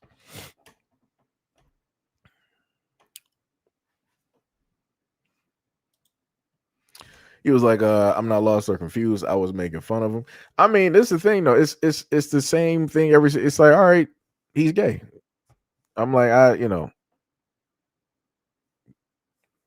mean, what do you expect him to, sit up there and do? What do you expect the mannerisms to, specifically, be? I don't know. For me, it's like I just feel like it should be other stuff to worry about. Like, at least that Don Lemon, he's openly gay. Somebody got to explain to me about these other dudes out here sagging their pants. That's all I'm saying. That's where I'm at. That's where I'm at. One person is who it is that they are, and then you got other people out here trying to masquerade. That's all I'm saying. That's all I'm saying. But I get you. I understand you. I understand you. Debo said, and Nicki Minaj dissed Rosa Parks. I can't say that I'm surprised. I might have forget about that. I might have forgot. I might have forgot about that one. Donna said, I hate the sagging look and the dirty draws. That's bars, yeah. Yep. Yeah. Sonny said, nah. Yo, what's up, Sonny? You said, nah, I can't forgive them when they're wearing basketball shorts under their jeans. No, I get what you're saying. I get what you're saying. I mean, but that one is different though. It's like if you're wearing like basketball shorts, that's you being like prepared. It's like, all right, sooner or later, like somewhere during the day, we about to go to the court. So it's like you already basically got your clothes prepared. Like I get that one.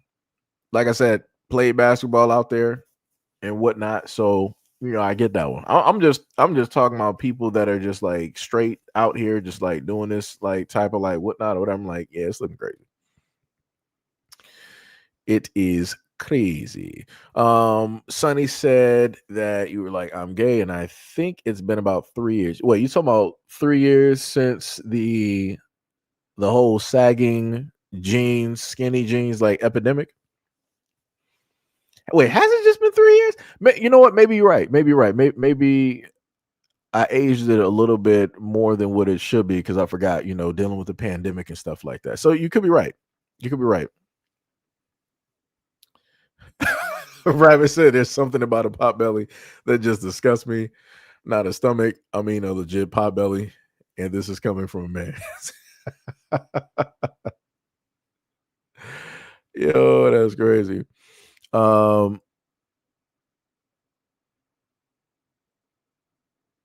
Wait, that's crazy. So you actually met Don Lemon some years ago. That's crazy. That is crazy.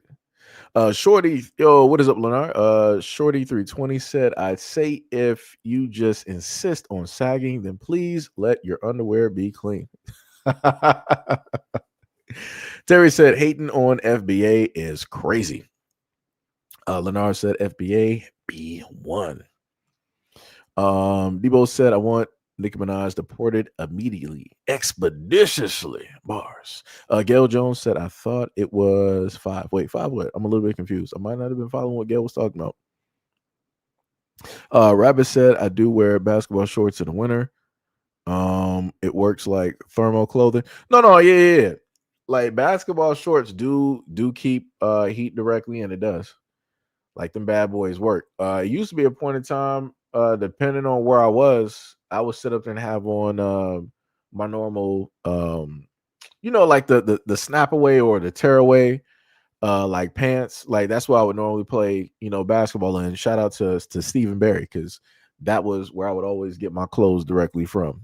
And I would wear this interchangeable. It's either don't matter if it was basketball or if it was just like for normal wear. Anything Stephen Barry had when it dealt with those sets, like I was there. Couldn't tell me nothing. Sham said Nicki Minaj has been saying racist stuff for years as an artist, and I think she knows her followers are white women and little white girls. Gail said that picture of Don is about to make me switch. Oh my god, only yellow hair. Debo said these tethers thought that they were better because they thought of having admixture made them exotic, while we are just black. They got a little Rocket the Raccoon gene. Diabolical. Sonny said, I possess the ability and I just haven't activated in 3 years.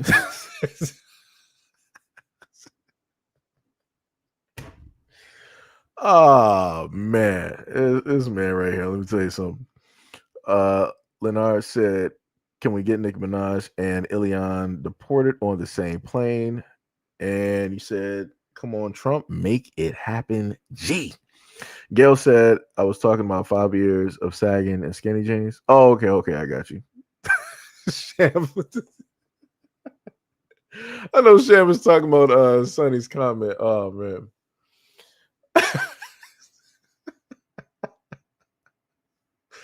Oh man, oh that's hilarious. Oh man, I was about to say only on Xbox Live, but I forgot we sitting up here on YouTube. Only on YouTube. Only on YouTube. Let me tell you, only on YouTube.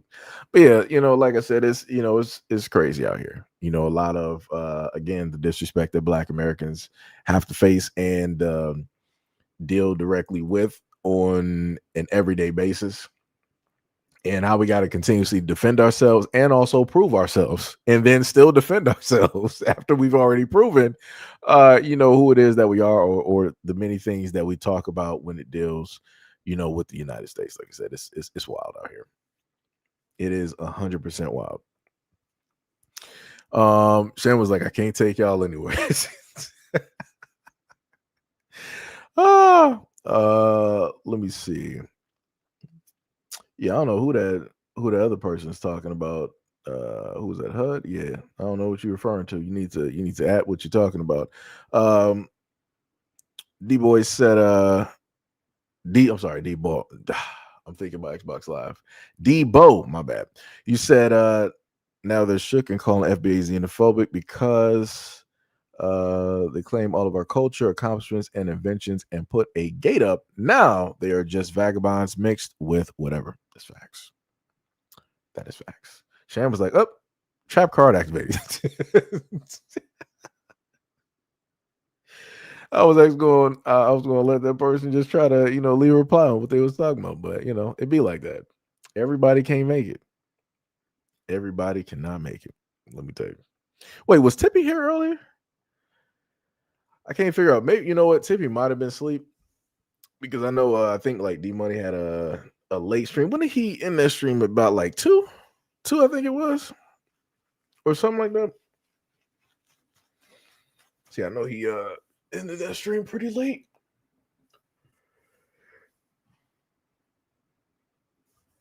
Now I got to figure out what I'm about to sit up to do. I know I got to put a video up directly for you guys.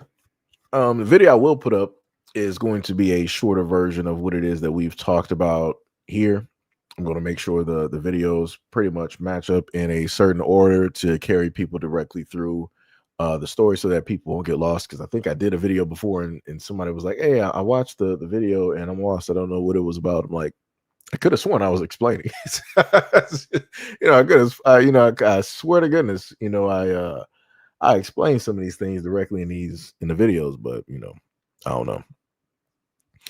Debo said Nikki can no longer claim hip hop. That is facts. Sham said I didn't see Tippy. Yeah, she probably sleep. He said we was up late watching a stream on The Walking Dead. Yeah. Black said Nikki was always overrated.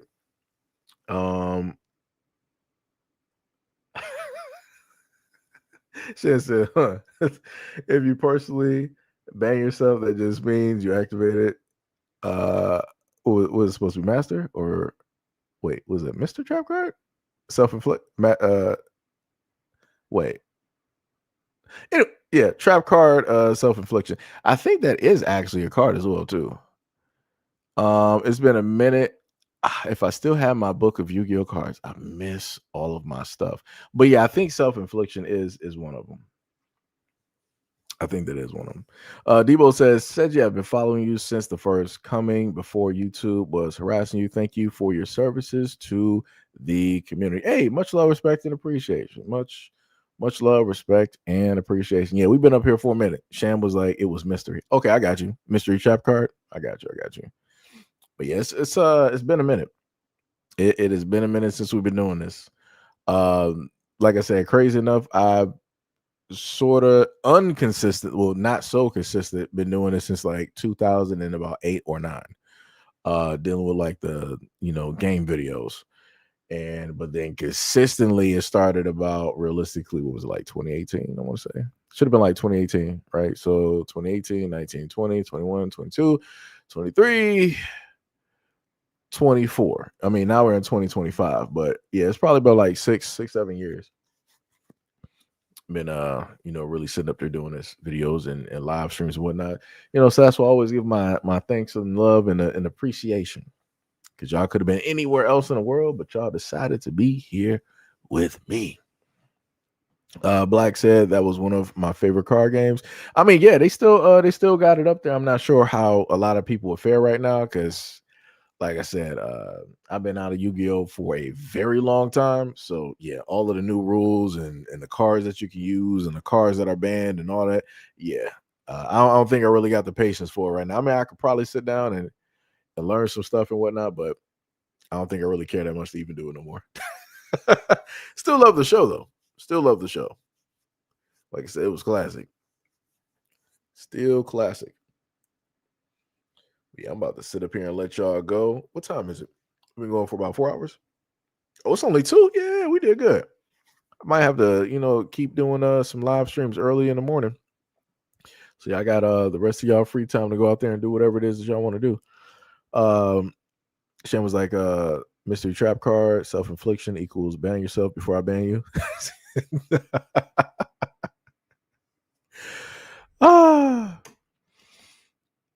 He said, what was it? You missed the days back with the genuine look, and nowadays are barely genuine. Make you so sad and anxious. I got you. Debo said, peace, fam. I got you. Much love, respect, and appreciation from Debo. Much love. Leonard said, between the Fed Panthers, the Fed Panther Party, PSYOP, and Son Crave faking her own such and such. Again, YouTube has been quite hilarious these past weeks. Wait, who is trying to fake that they're no longer here? That's crazy. That is crazy.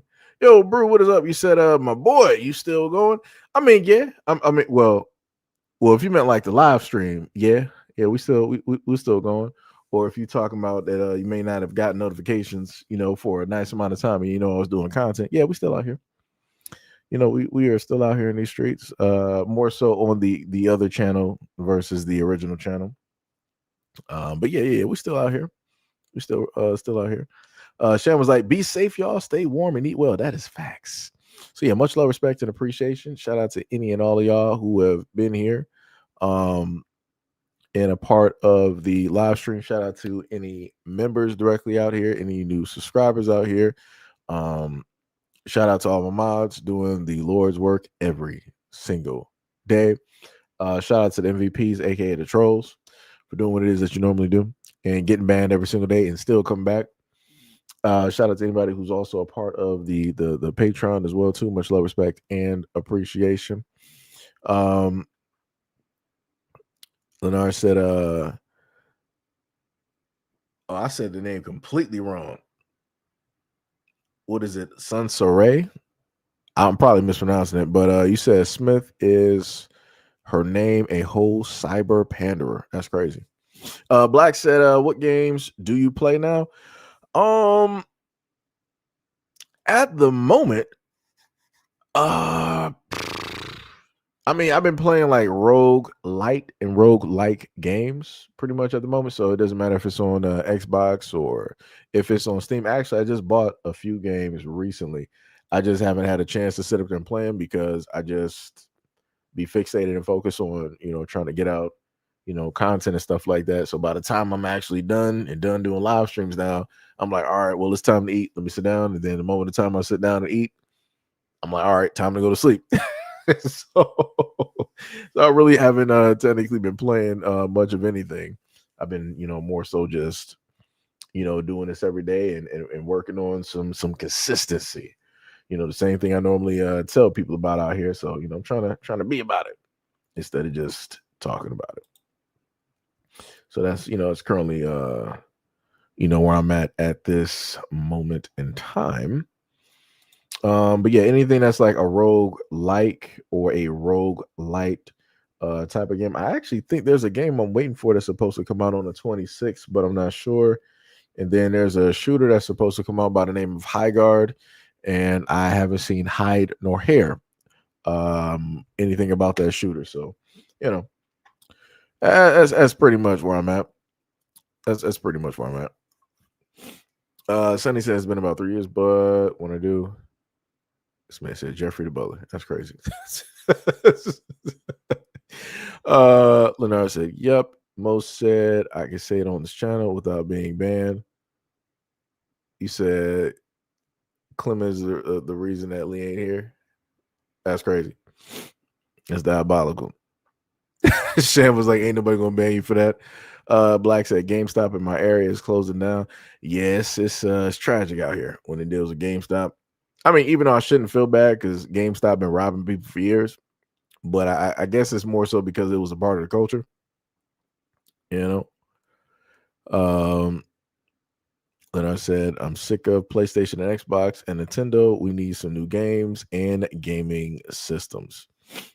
I mean, it's a work in progress. I mean, you got the Steam machine. Realistically, the funniest thing is I'm actually looking forward to the Steam machine. I'm not sure if I'll be able to buy it when it first come out. But I am looking forward to that because my thing about it is that you got all of everything on Steam packaged directly into like one small PC, and you could just hook that directly up by an HDMI to your computer, and you could just do it that way, which is it's less work on your computer, and it makes it easier for you to just stream stuff.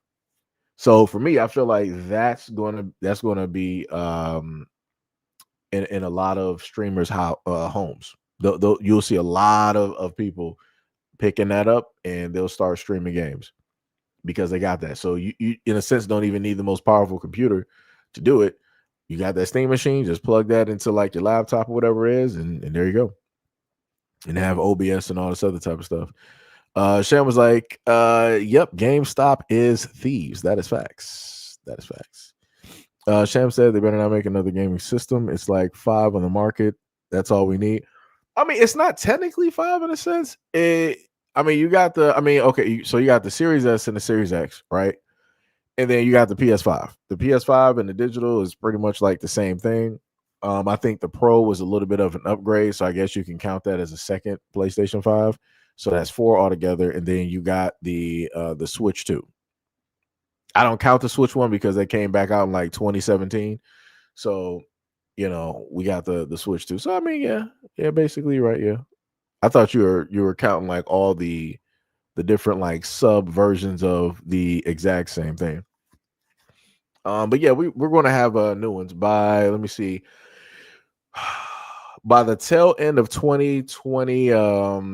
Was it 2027? No, I'm sorry. Probably about the start of 2020. No, let me redo that, right? Because we're in 2026 right now, right?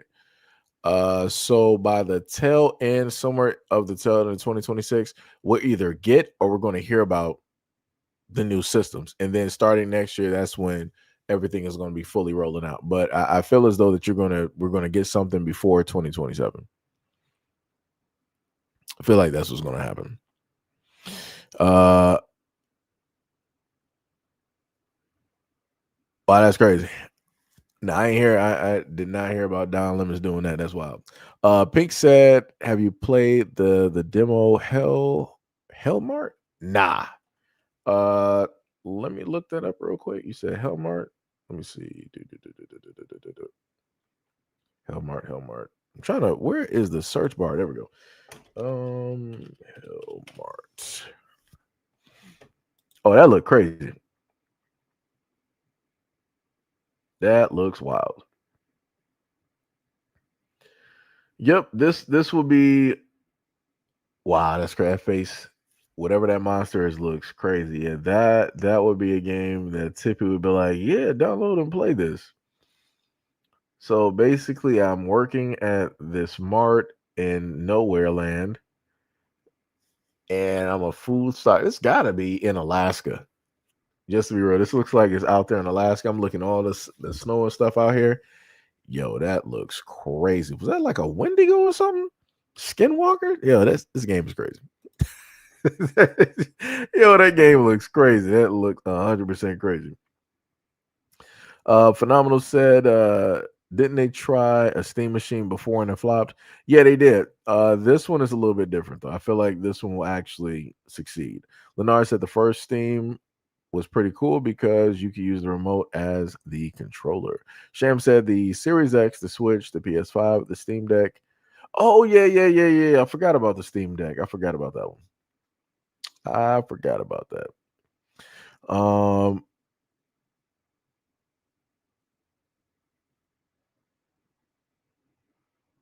I think I remember.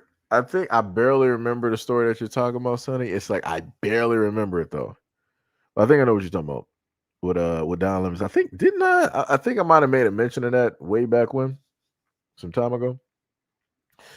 Black said, "I want a gaming system that blurs fiction and reality. If I'm playing a war game, I want to feel like I'm in war. If someone can come up, I mean, they got stuff like that. So, they got like what is it like haptic feedback or something like that. They have these this type of. It's not like a suit, but it's like a backpack or whatever that you can use where it has like the feedback of what's going on in the game. It'll vibrate and you can feel it directly on your body. So if you're playing a shooter, you're going to basically feel that. They also got, whole like rigs, like seats and stuff like that that can give you full on feedback like that too. Double O Chaos, what is up? You said you think we'll get GTA 6 in this lifetime? Yeah. Yeah, we're going to get it. GTA 6 will be happening. It's going to happen. I'm waiting for it, and that'll realistically be my first GTA game, which is hilarious. It will be my first game. Freddie said, "Who's that? Steve Urkel? That was Don Lemons."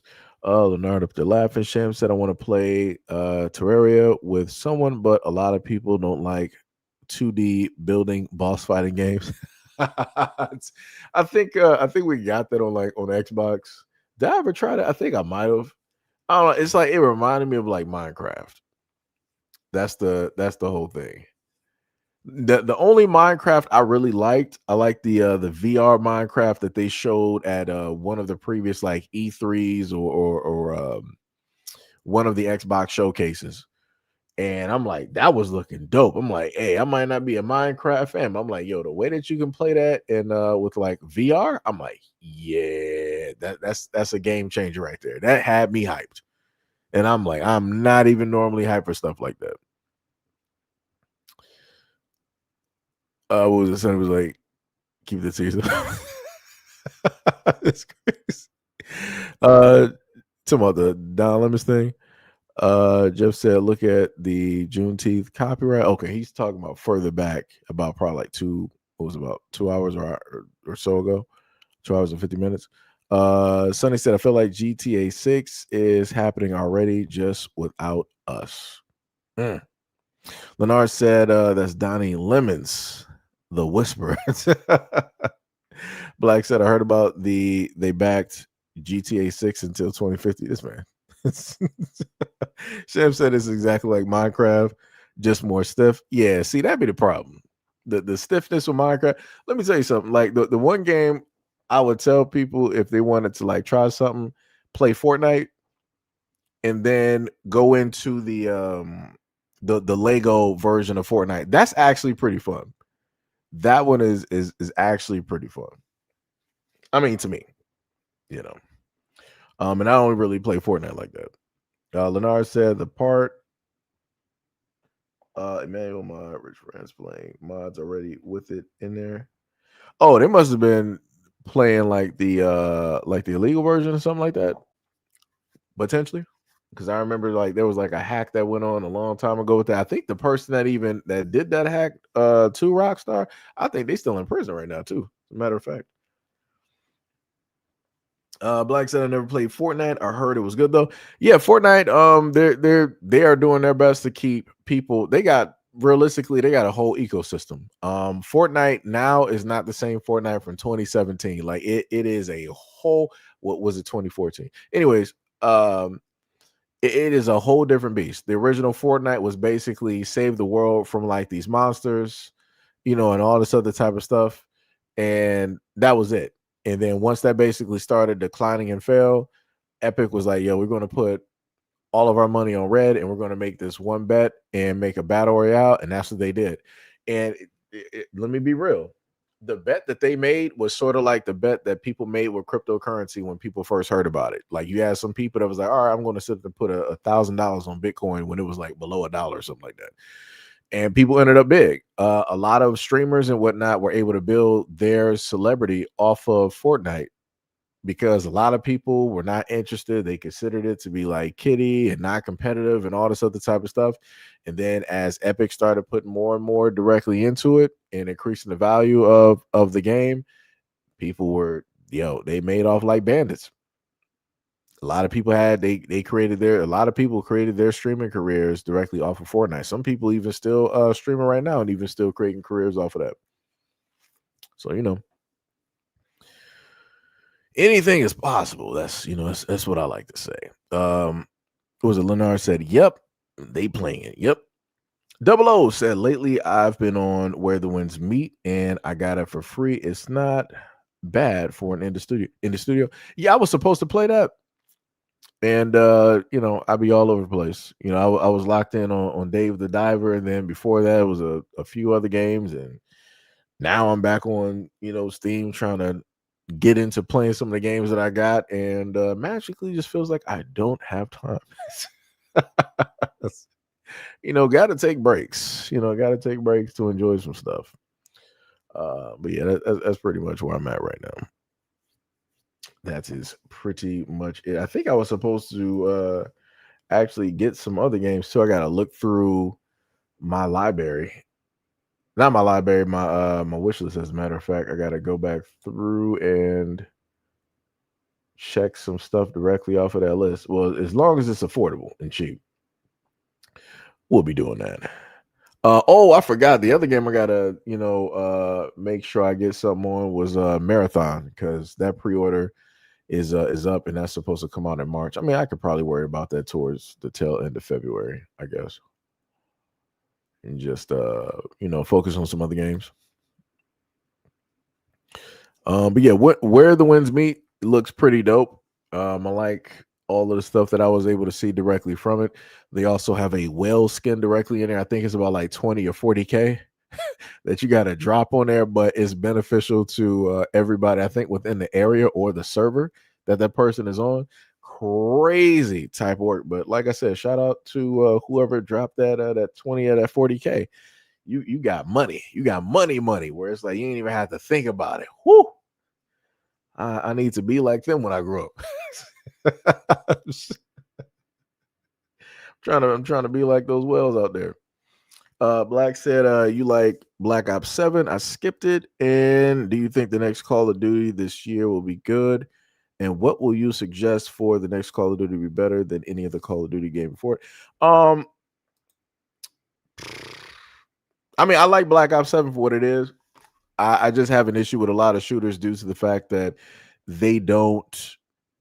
It's in a sense like the way that they nerf certain things and the way that they treat the weapons that are specifically on the game, and how slow they are to really come out with content for weapons.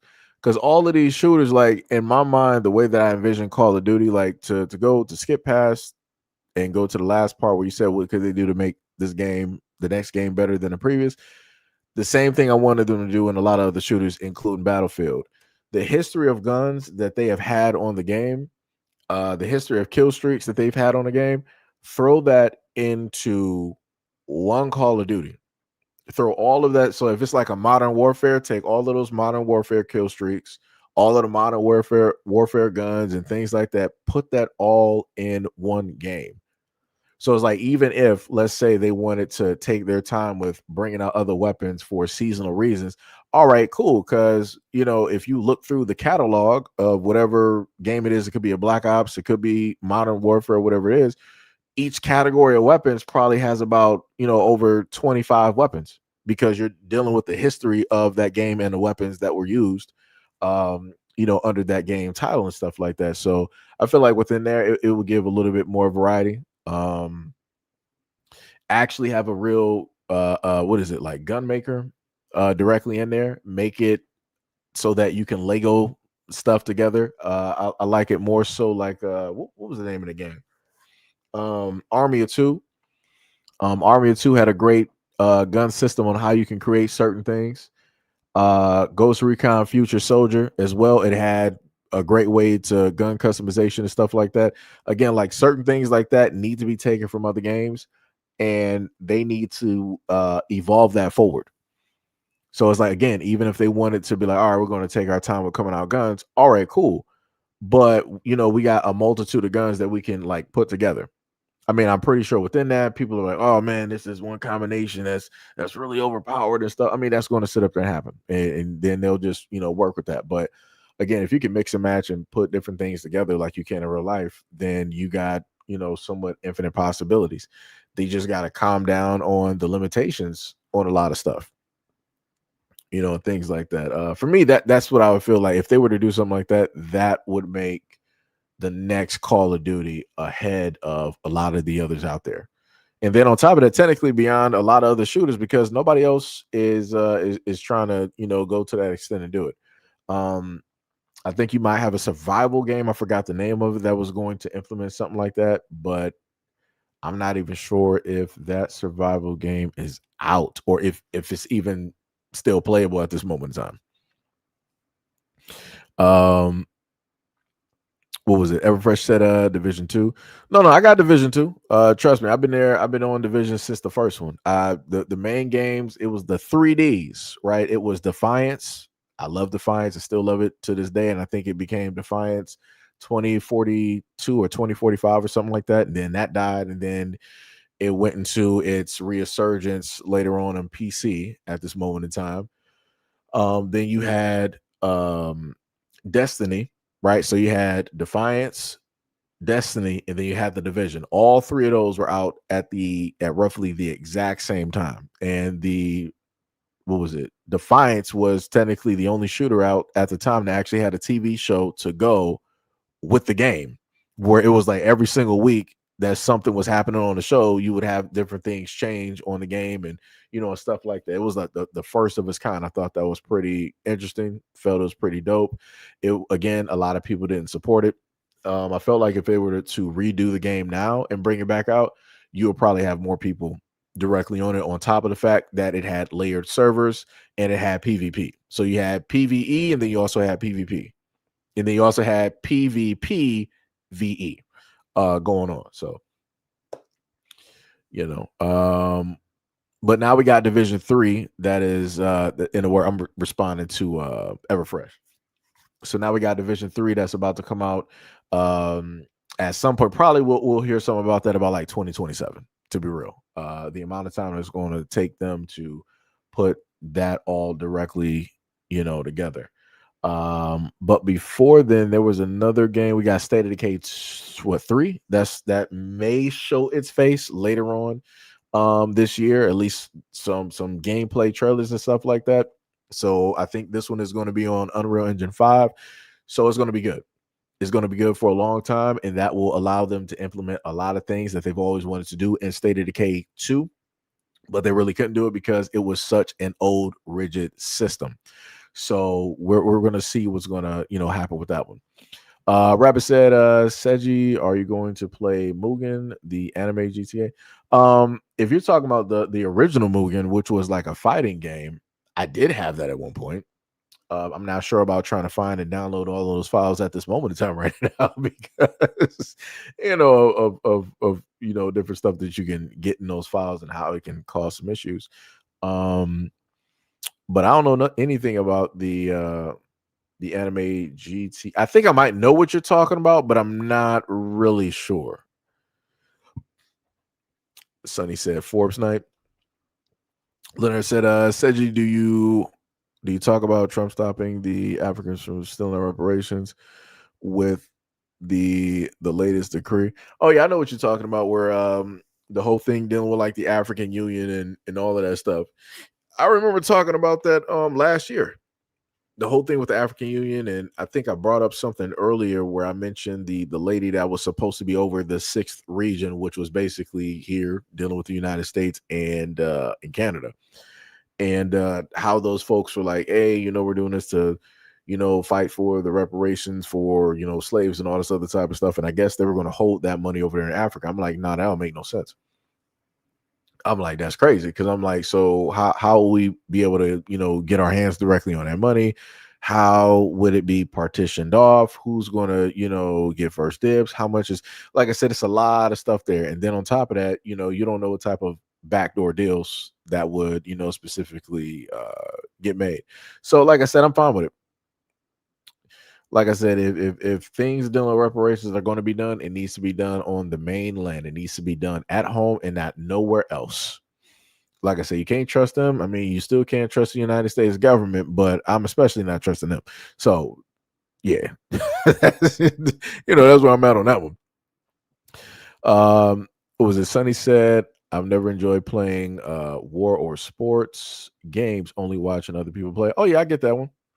I get that one. Like, yeah, certain games where I know it's like I'm not really there at playing. I like, watching other people play it. Like I would watch like StarCraft tournaments, and things like that. StarCraft, League of Legend, Dota, things of that nature. Double O Chaos said, my bad, Epic Games gives free games monthly. Yeah, I've been downloading games. The one main game I pay for on Epic, and it's attached to my Epic launcher, is what was it, Out of Time. And that was one game that I told people about, and it's pretty fun. It is a pretty fun game. It's a group game. I think you can go in there with a party about like 4, or depending on how far you get your gear, you can and level up your gear. You can actually go in a lot of different places yourself and just like solo. Because I've done that, quite a bit. Leonard said he took out the African Union scam, but wants other people to get reparations somehow. Hey, it be like that. It's be like that. Oh, you said the name of the game is Anata. Oh yeah, I know what you're talking about now. I know what you. Let me see. Let me go to Steam real quick. Let me see. Wait, did I spell it right? Let me go back to Steam real quick. ANA. I missed the other N. That's what it was. That's not up there. ANA. N. How did I still mess it up again? Hold on. Let me see. ANANTA. Yeah, so I gotta go directly. It might be hosted on a official site. So it's not on Steam. But I think I should. Yeah. I know what you're talking about now. Yep, I remember seeing this. Shockingly enough, it's not on. Did I just see a PlayStation 5 down there? So the platforms it's supposed to be on. So you got PlayStation, Android, iOS, and Windows. Of course, it's on PlayStation, Japanese system. Of course. Why am I surprised? Why am I? They got to stop doing that. Because if you just leave stuff on PlayStation, in a lot of instances, it's not going to move. Like I said, I don't know why they keep doing this. Like I said, when they put Helldivers over to Xbox, they saw an upsurge. It saw an upsurge of money getting put directly to Helldivers. I'm like, yeah, it could have been like that if y'all would have just did this from the beginning. That y'all would have been having, money on money. But people still with this whole thing of like, oh no, we just want to have, this one game on this one console because it's special here. Nah, it's like that. That's how stuff dies. That's how stuff dies. The moment of time that you leave games on just certain areas, they die. There's a lot of PC games that die every single year because there's not enough new blood to come directly in there and to actually play it. PC players, because they're spoiled, they have a lot of games in which they can sit up there and play. So they get bored with a lot of games that come out every single day. So you might see an uptick of like, okay, this game first came out, it's 50 to 100K. And then next week, you might have like, 2,500, people basically playing that game. So, but yeah, check out Out of Time. Check that one out. Lennar said African Scam. Okay, yeah, saw that one. So then go down. Gail says, speaking of Call of Duty, said you haven't been. This is why I read stuff ahead of time. This is why I read stuff ahead of time. Only Gail. Lord have mercy. Can't take her nowhere. Let me tell you something. So he said, I remember beating the Resident Evil game for the first time. Man, it felt like I earned my master's degree. Oh, yeah. That's facts. Yeah. Like the amount of work that you had to do, and then you had to find the ink in order to go through and save, and then you had to do the puzzles. And yeah. That's how I felt when I played Resident Evil 2 and then Code Veronica X. Yep. Yes, indeed. Judah said on the gamer tip, I feel like Madden sucks, and we need a new Tecmo Bowl. I mean, that's because like Madden and NBA is pretty much the same game every single year. I've been out of sports games for quite some time. I would probably play racers, but for me, I like I mean Forza and Gran Turismo is cool for what they are, but I'm waiting for Burnout. That's what I'm really sitting up there waiting for. That is my racer right there. I mean, we got two races coming out. I think one is called Scream, which is pretty much Burnout. I think Burnout with like zombies or something like that. So, we got some other stuff coming out. Also got Sonic races, but I ain't really put a lot directly in that. And then you also have the Disney racing game, and I'm not sure if people even still playing that. Double O said, I hate that they let Defiance die. That game was fire. Yes. Oh, snap. This man, Emmanuel, set up there and brought up Red Faction. Yeah, that was classic. The destruction in Red Faction was beyond any other game, even when it came to like shooters. Like, that's the one thing I loved about that game. It's like you can go through there. You got like these different, especially on Mars, you have like the different weapons, the different vehicles and stuff that you can use, and things were just like destructible. Like, it was fun. It was fun. Chaos said they also let Titanfall 2 die too. Yeah, they let you had Titanfall 2 that died. You had Anthem that died. You had Outriders that died. And I love Outriders for everything that it was. I'm like, yo, the things that I saw how the powers worked in Outriders and Anthem, that's how I expected things to be in what's the name of that game? Defiance, Division, in Destiny. That's how I expected the powers to look and work in there. That was not what I got. Not at all. Especially with Anthem, where they had the combo system where you could put certain elemental powers as like primers, or what was it, primer, catalyst, or different things like that to set off like a chain reaction. Man, like I said, a lot of great ideas, and people just didn't carry it forward. But shout out to EA for killing games. They are good at doing that. Let me tell you, they are good at doing that. Let me see. Black said they need to make another Royal Rumble. Afro Thunder. Oh yeah, that's classic. Ready to Rumble. Yeah. Leonard said Afro Thunder is the ish. That's facts. Let's get ready to rumble. Leonard said at Black said it would have been fire. Yeah. D Money said Need for Speed still makes solid games. Yeah, that's true. That is true. Need for Speed does. I just haven't played Need for Speed in a minute. Like I said, from the era of Underground for me, and I could just say it had Underground and Most Wanted. For me, those were the best ones for me. I love those. Those were just completely fun, type of games. Especially during, like I said, a lot of the kids of now, they don't understand. Because during the time of playing like Underground 1 and 2, you had not Need for Speed being out. What was the name of it? Anything dealing with stealing cars, like Going in 60 Seconds. You had Tokyo Drift, Fast and the Furious. Like it was a whole culture during that time. So it was like whatever you could see in that game and customize, you possibly saw that on the road somewhere. Like the neon lights, you had people with the spinners. You had people with the whale fins on the back of, like their cars. You had people having their cars low to the ground. People were sitting up there like racing and everything. And, it was dope.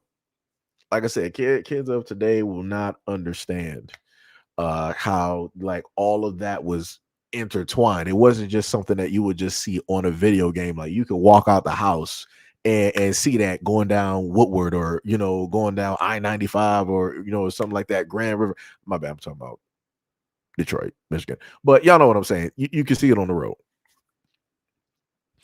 Phenomenal said, from talking about tethers to gaming, we got you covered. That's facts. That's 100% bars. That is bars. Black said, I need to play Red Faction. Yeah, I want to say, depending on what system that you go directly for, I'm not sure if it's still downloadable on Xbox, because Xbox used to give away free games like gold games for free or whatever. And I think Red Faction was up there. I want to say, I think, what was it, Red Faction, Guerrilla Warfare, something like that. One of the Red Factions were up there, if not both of them. One or both of them were directly up there. Black said, okay, yeah. 00 said, no cap. Need for Speed Underground was top tier. Yeah.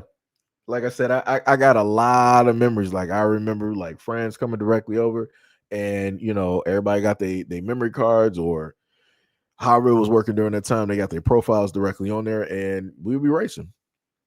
We would sit up there and be racing, or people would. I forgot which one might have had like the ghost car where you could race. The ghost image of friends or something like that. I forgot one of the Need for Speeds had that, or maybe I might be thinking about a different game. Oh, also I forgot. Burnout Paradise. I gotta put that directly up there because that was the closest that we got to a open world racer. That was the closest that we got right there, and I loved that game. That game was pretty fun. You got to sit up there and like race like your friends and stuff. You could be driving directly around, and then automatically it'll tell you like, yo, one of your friends was racing here 2 days ago, and and this is the time that they got. You think you could sit up there and break this time? I'm like, oh, word. Let me sit up there and hit my brake real quick and wait at this light, and then it's off to the races. Like I said, I ain't seen no other shooter. Not shooter. I ain't seen no other racer do that. Like I said, still to this day, that is dope. That again, that's why I love Burnout. Dope stuff.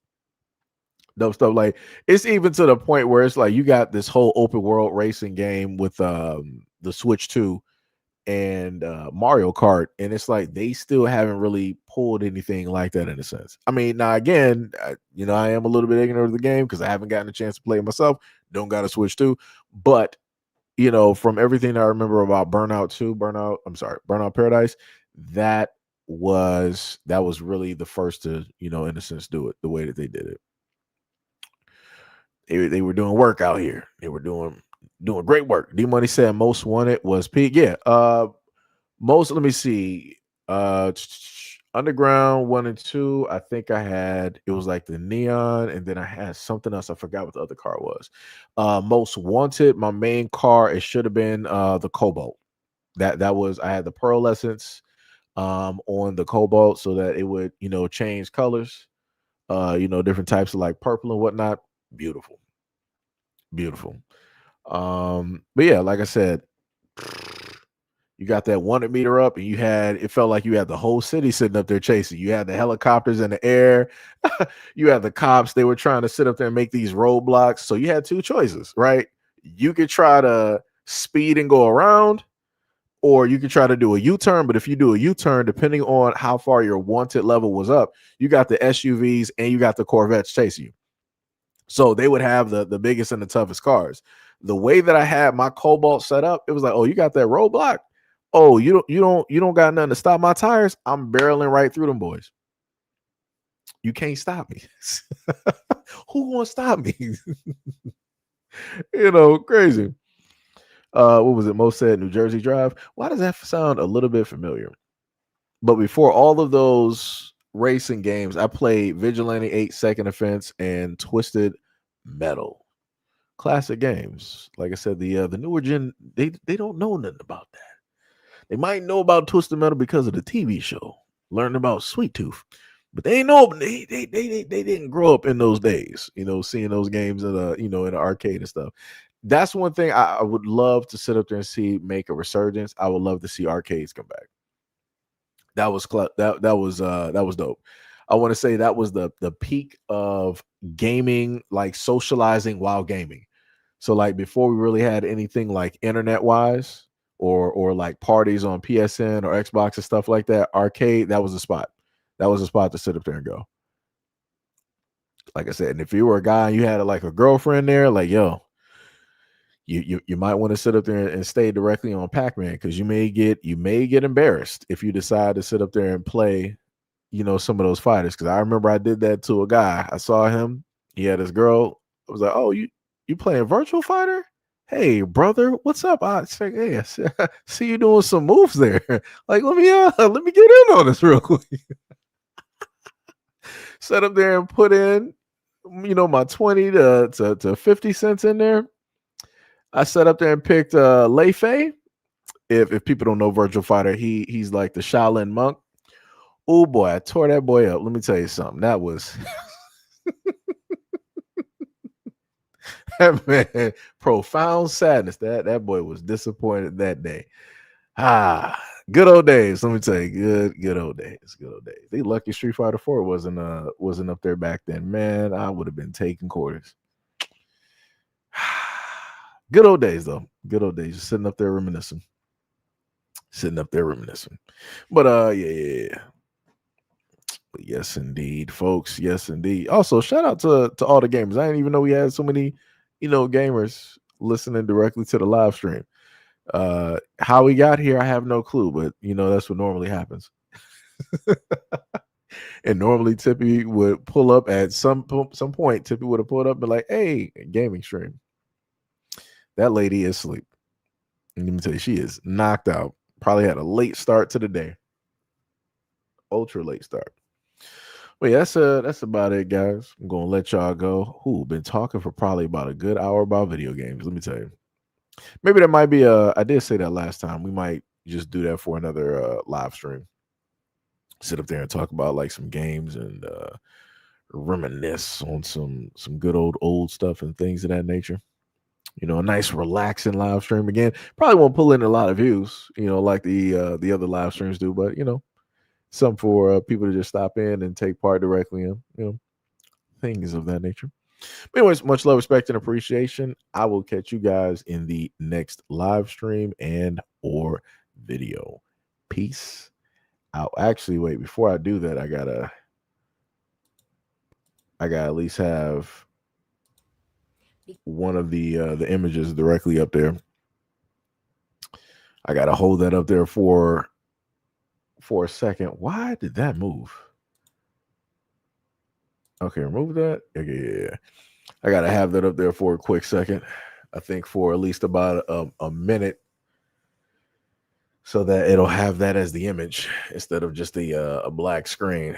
So I just gotta let that time itself there for a minute. Let me see. What did D-Money say? D-Money said must be nice to have a midday nap on a plantation.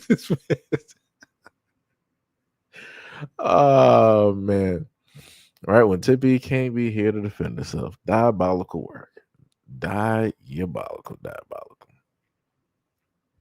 But yeah, also like please, in all seriousness, for for everybody here, not sure if y'all like Midwest or on the East Coast, supposedly about like 200 million Americans will be affected by the snowstorm that is going to happen over the weekend. Please, everybody stay safe. If you are even in reach of that, please stay safe. If you're not, keep in contact with your loved ones. Make sure y'all bundle up, get pretty much prepared, go out there and go grocery shopping, get the stuff that you need, so that you don't have to worry about stuff later.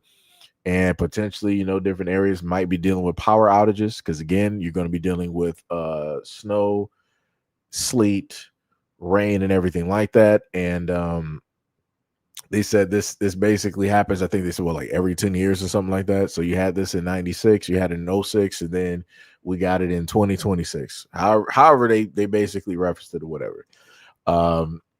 But yeah, you just got to be very careful.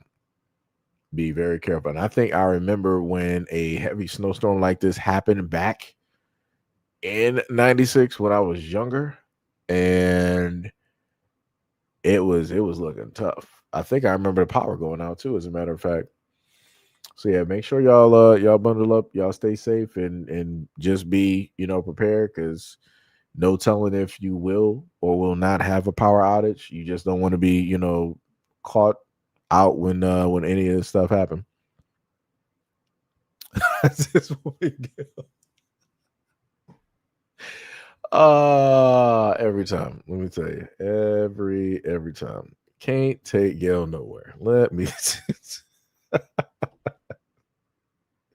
Only Gail. Gail said, peace and love. 00 said, peace, family. Stay warm and stay dangerous. That is bars. All right. Peace out. I swear, only Gail. Can't take that woman nowhere.